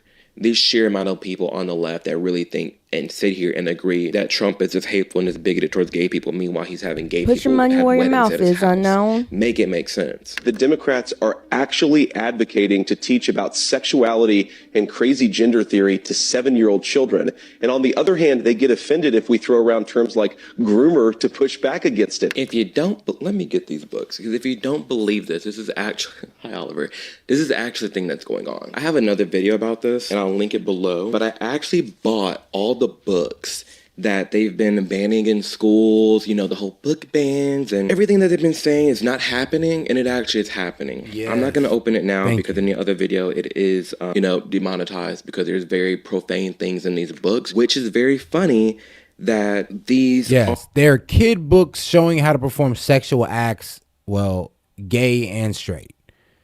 And then they also identify trans and having gay sexual acts, like really literally drawn through these characters on there. So yeah, these were the books that they were banning. And they said, they're not banning books. Y'all just are racist. Y'all are book banners, book burners. Y'all like Hitler. It's like, no, we're just trying to protect our kids from being sexualized. That's all. Are children's books that you can find or used to in some school libraries, but they're too profane for YouTube. They're not advertiser friendly. And then you have these parents, these concerned parents, because in these books, they're teaching people how to perform certain acts on themselves and other people. There's illustrations on how to use certain things and different toys. I'm not even kidding. When you have parents go up there at these school board meetings and they're all upset and, you know, the gay community, because it's the rainbows. And shout out King Z. He said, man, Mr. Big Wave Dave. He said, Dave, they ain't because they can't. And that is a fact. That is a fact. Book is gay. It's all rainbow. It's all gay stuff. So when J.D. Vance says, oh, they're trying to teach these 7-year-olds things, he's actually not lying. It's in the actual books, and I've seen it for myself, and I've shown it in the other video, you know, and that's why they're calling these people groomers, because it's like, what other term is there for it? I mean, there's a boy, and it's little dresses, and this whole book talks about, like, making sure your kid is non-binary. I can go on, but... there's some truth to what JD's saying. They constantly say, oh, they're trying to do slurs against drag queens and the LGBTQ community. No, parents don't want drag queens, glorified strippers. Are y'all dumb? Do y'all not see where can you find him holding these books up? Y'all can't read? He did hold some of these books up, and it is wild. But what was one book? Because there was one book I actually seen that's actually pretty popular. Yeah, there it is. It's This Book is Gay. Yeah. I mean, literally. I've seen that this one book too. is gay. I've been seeing that one. Of it. Yeah, I've been seeing that one all around the internet.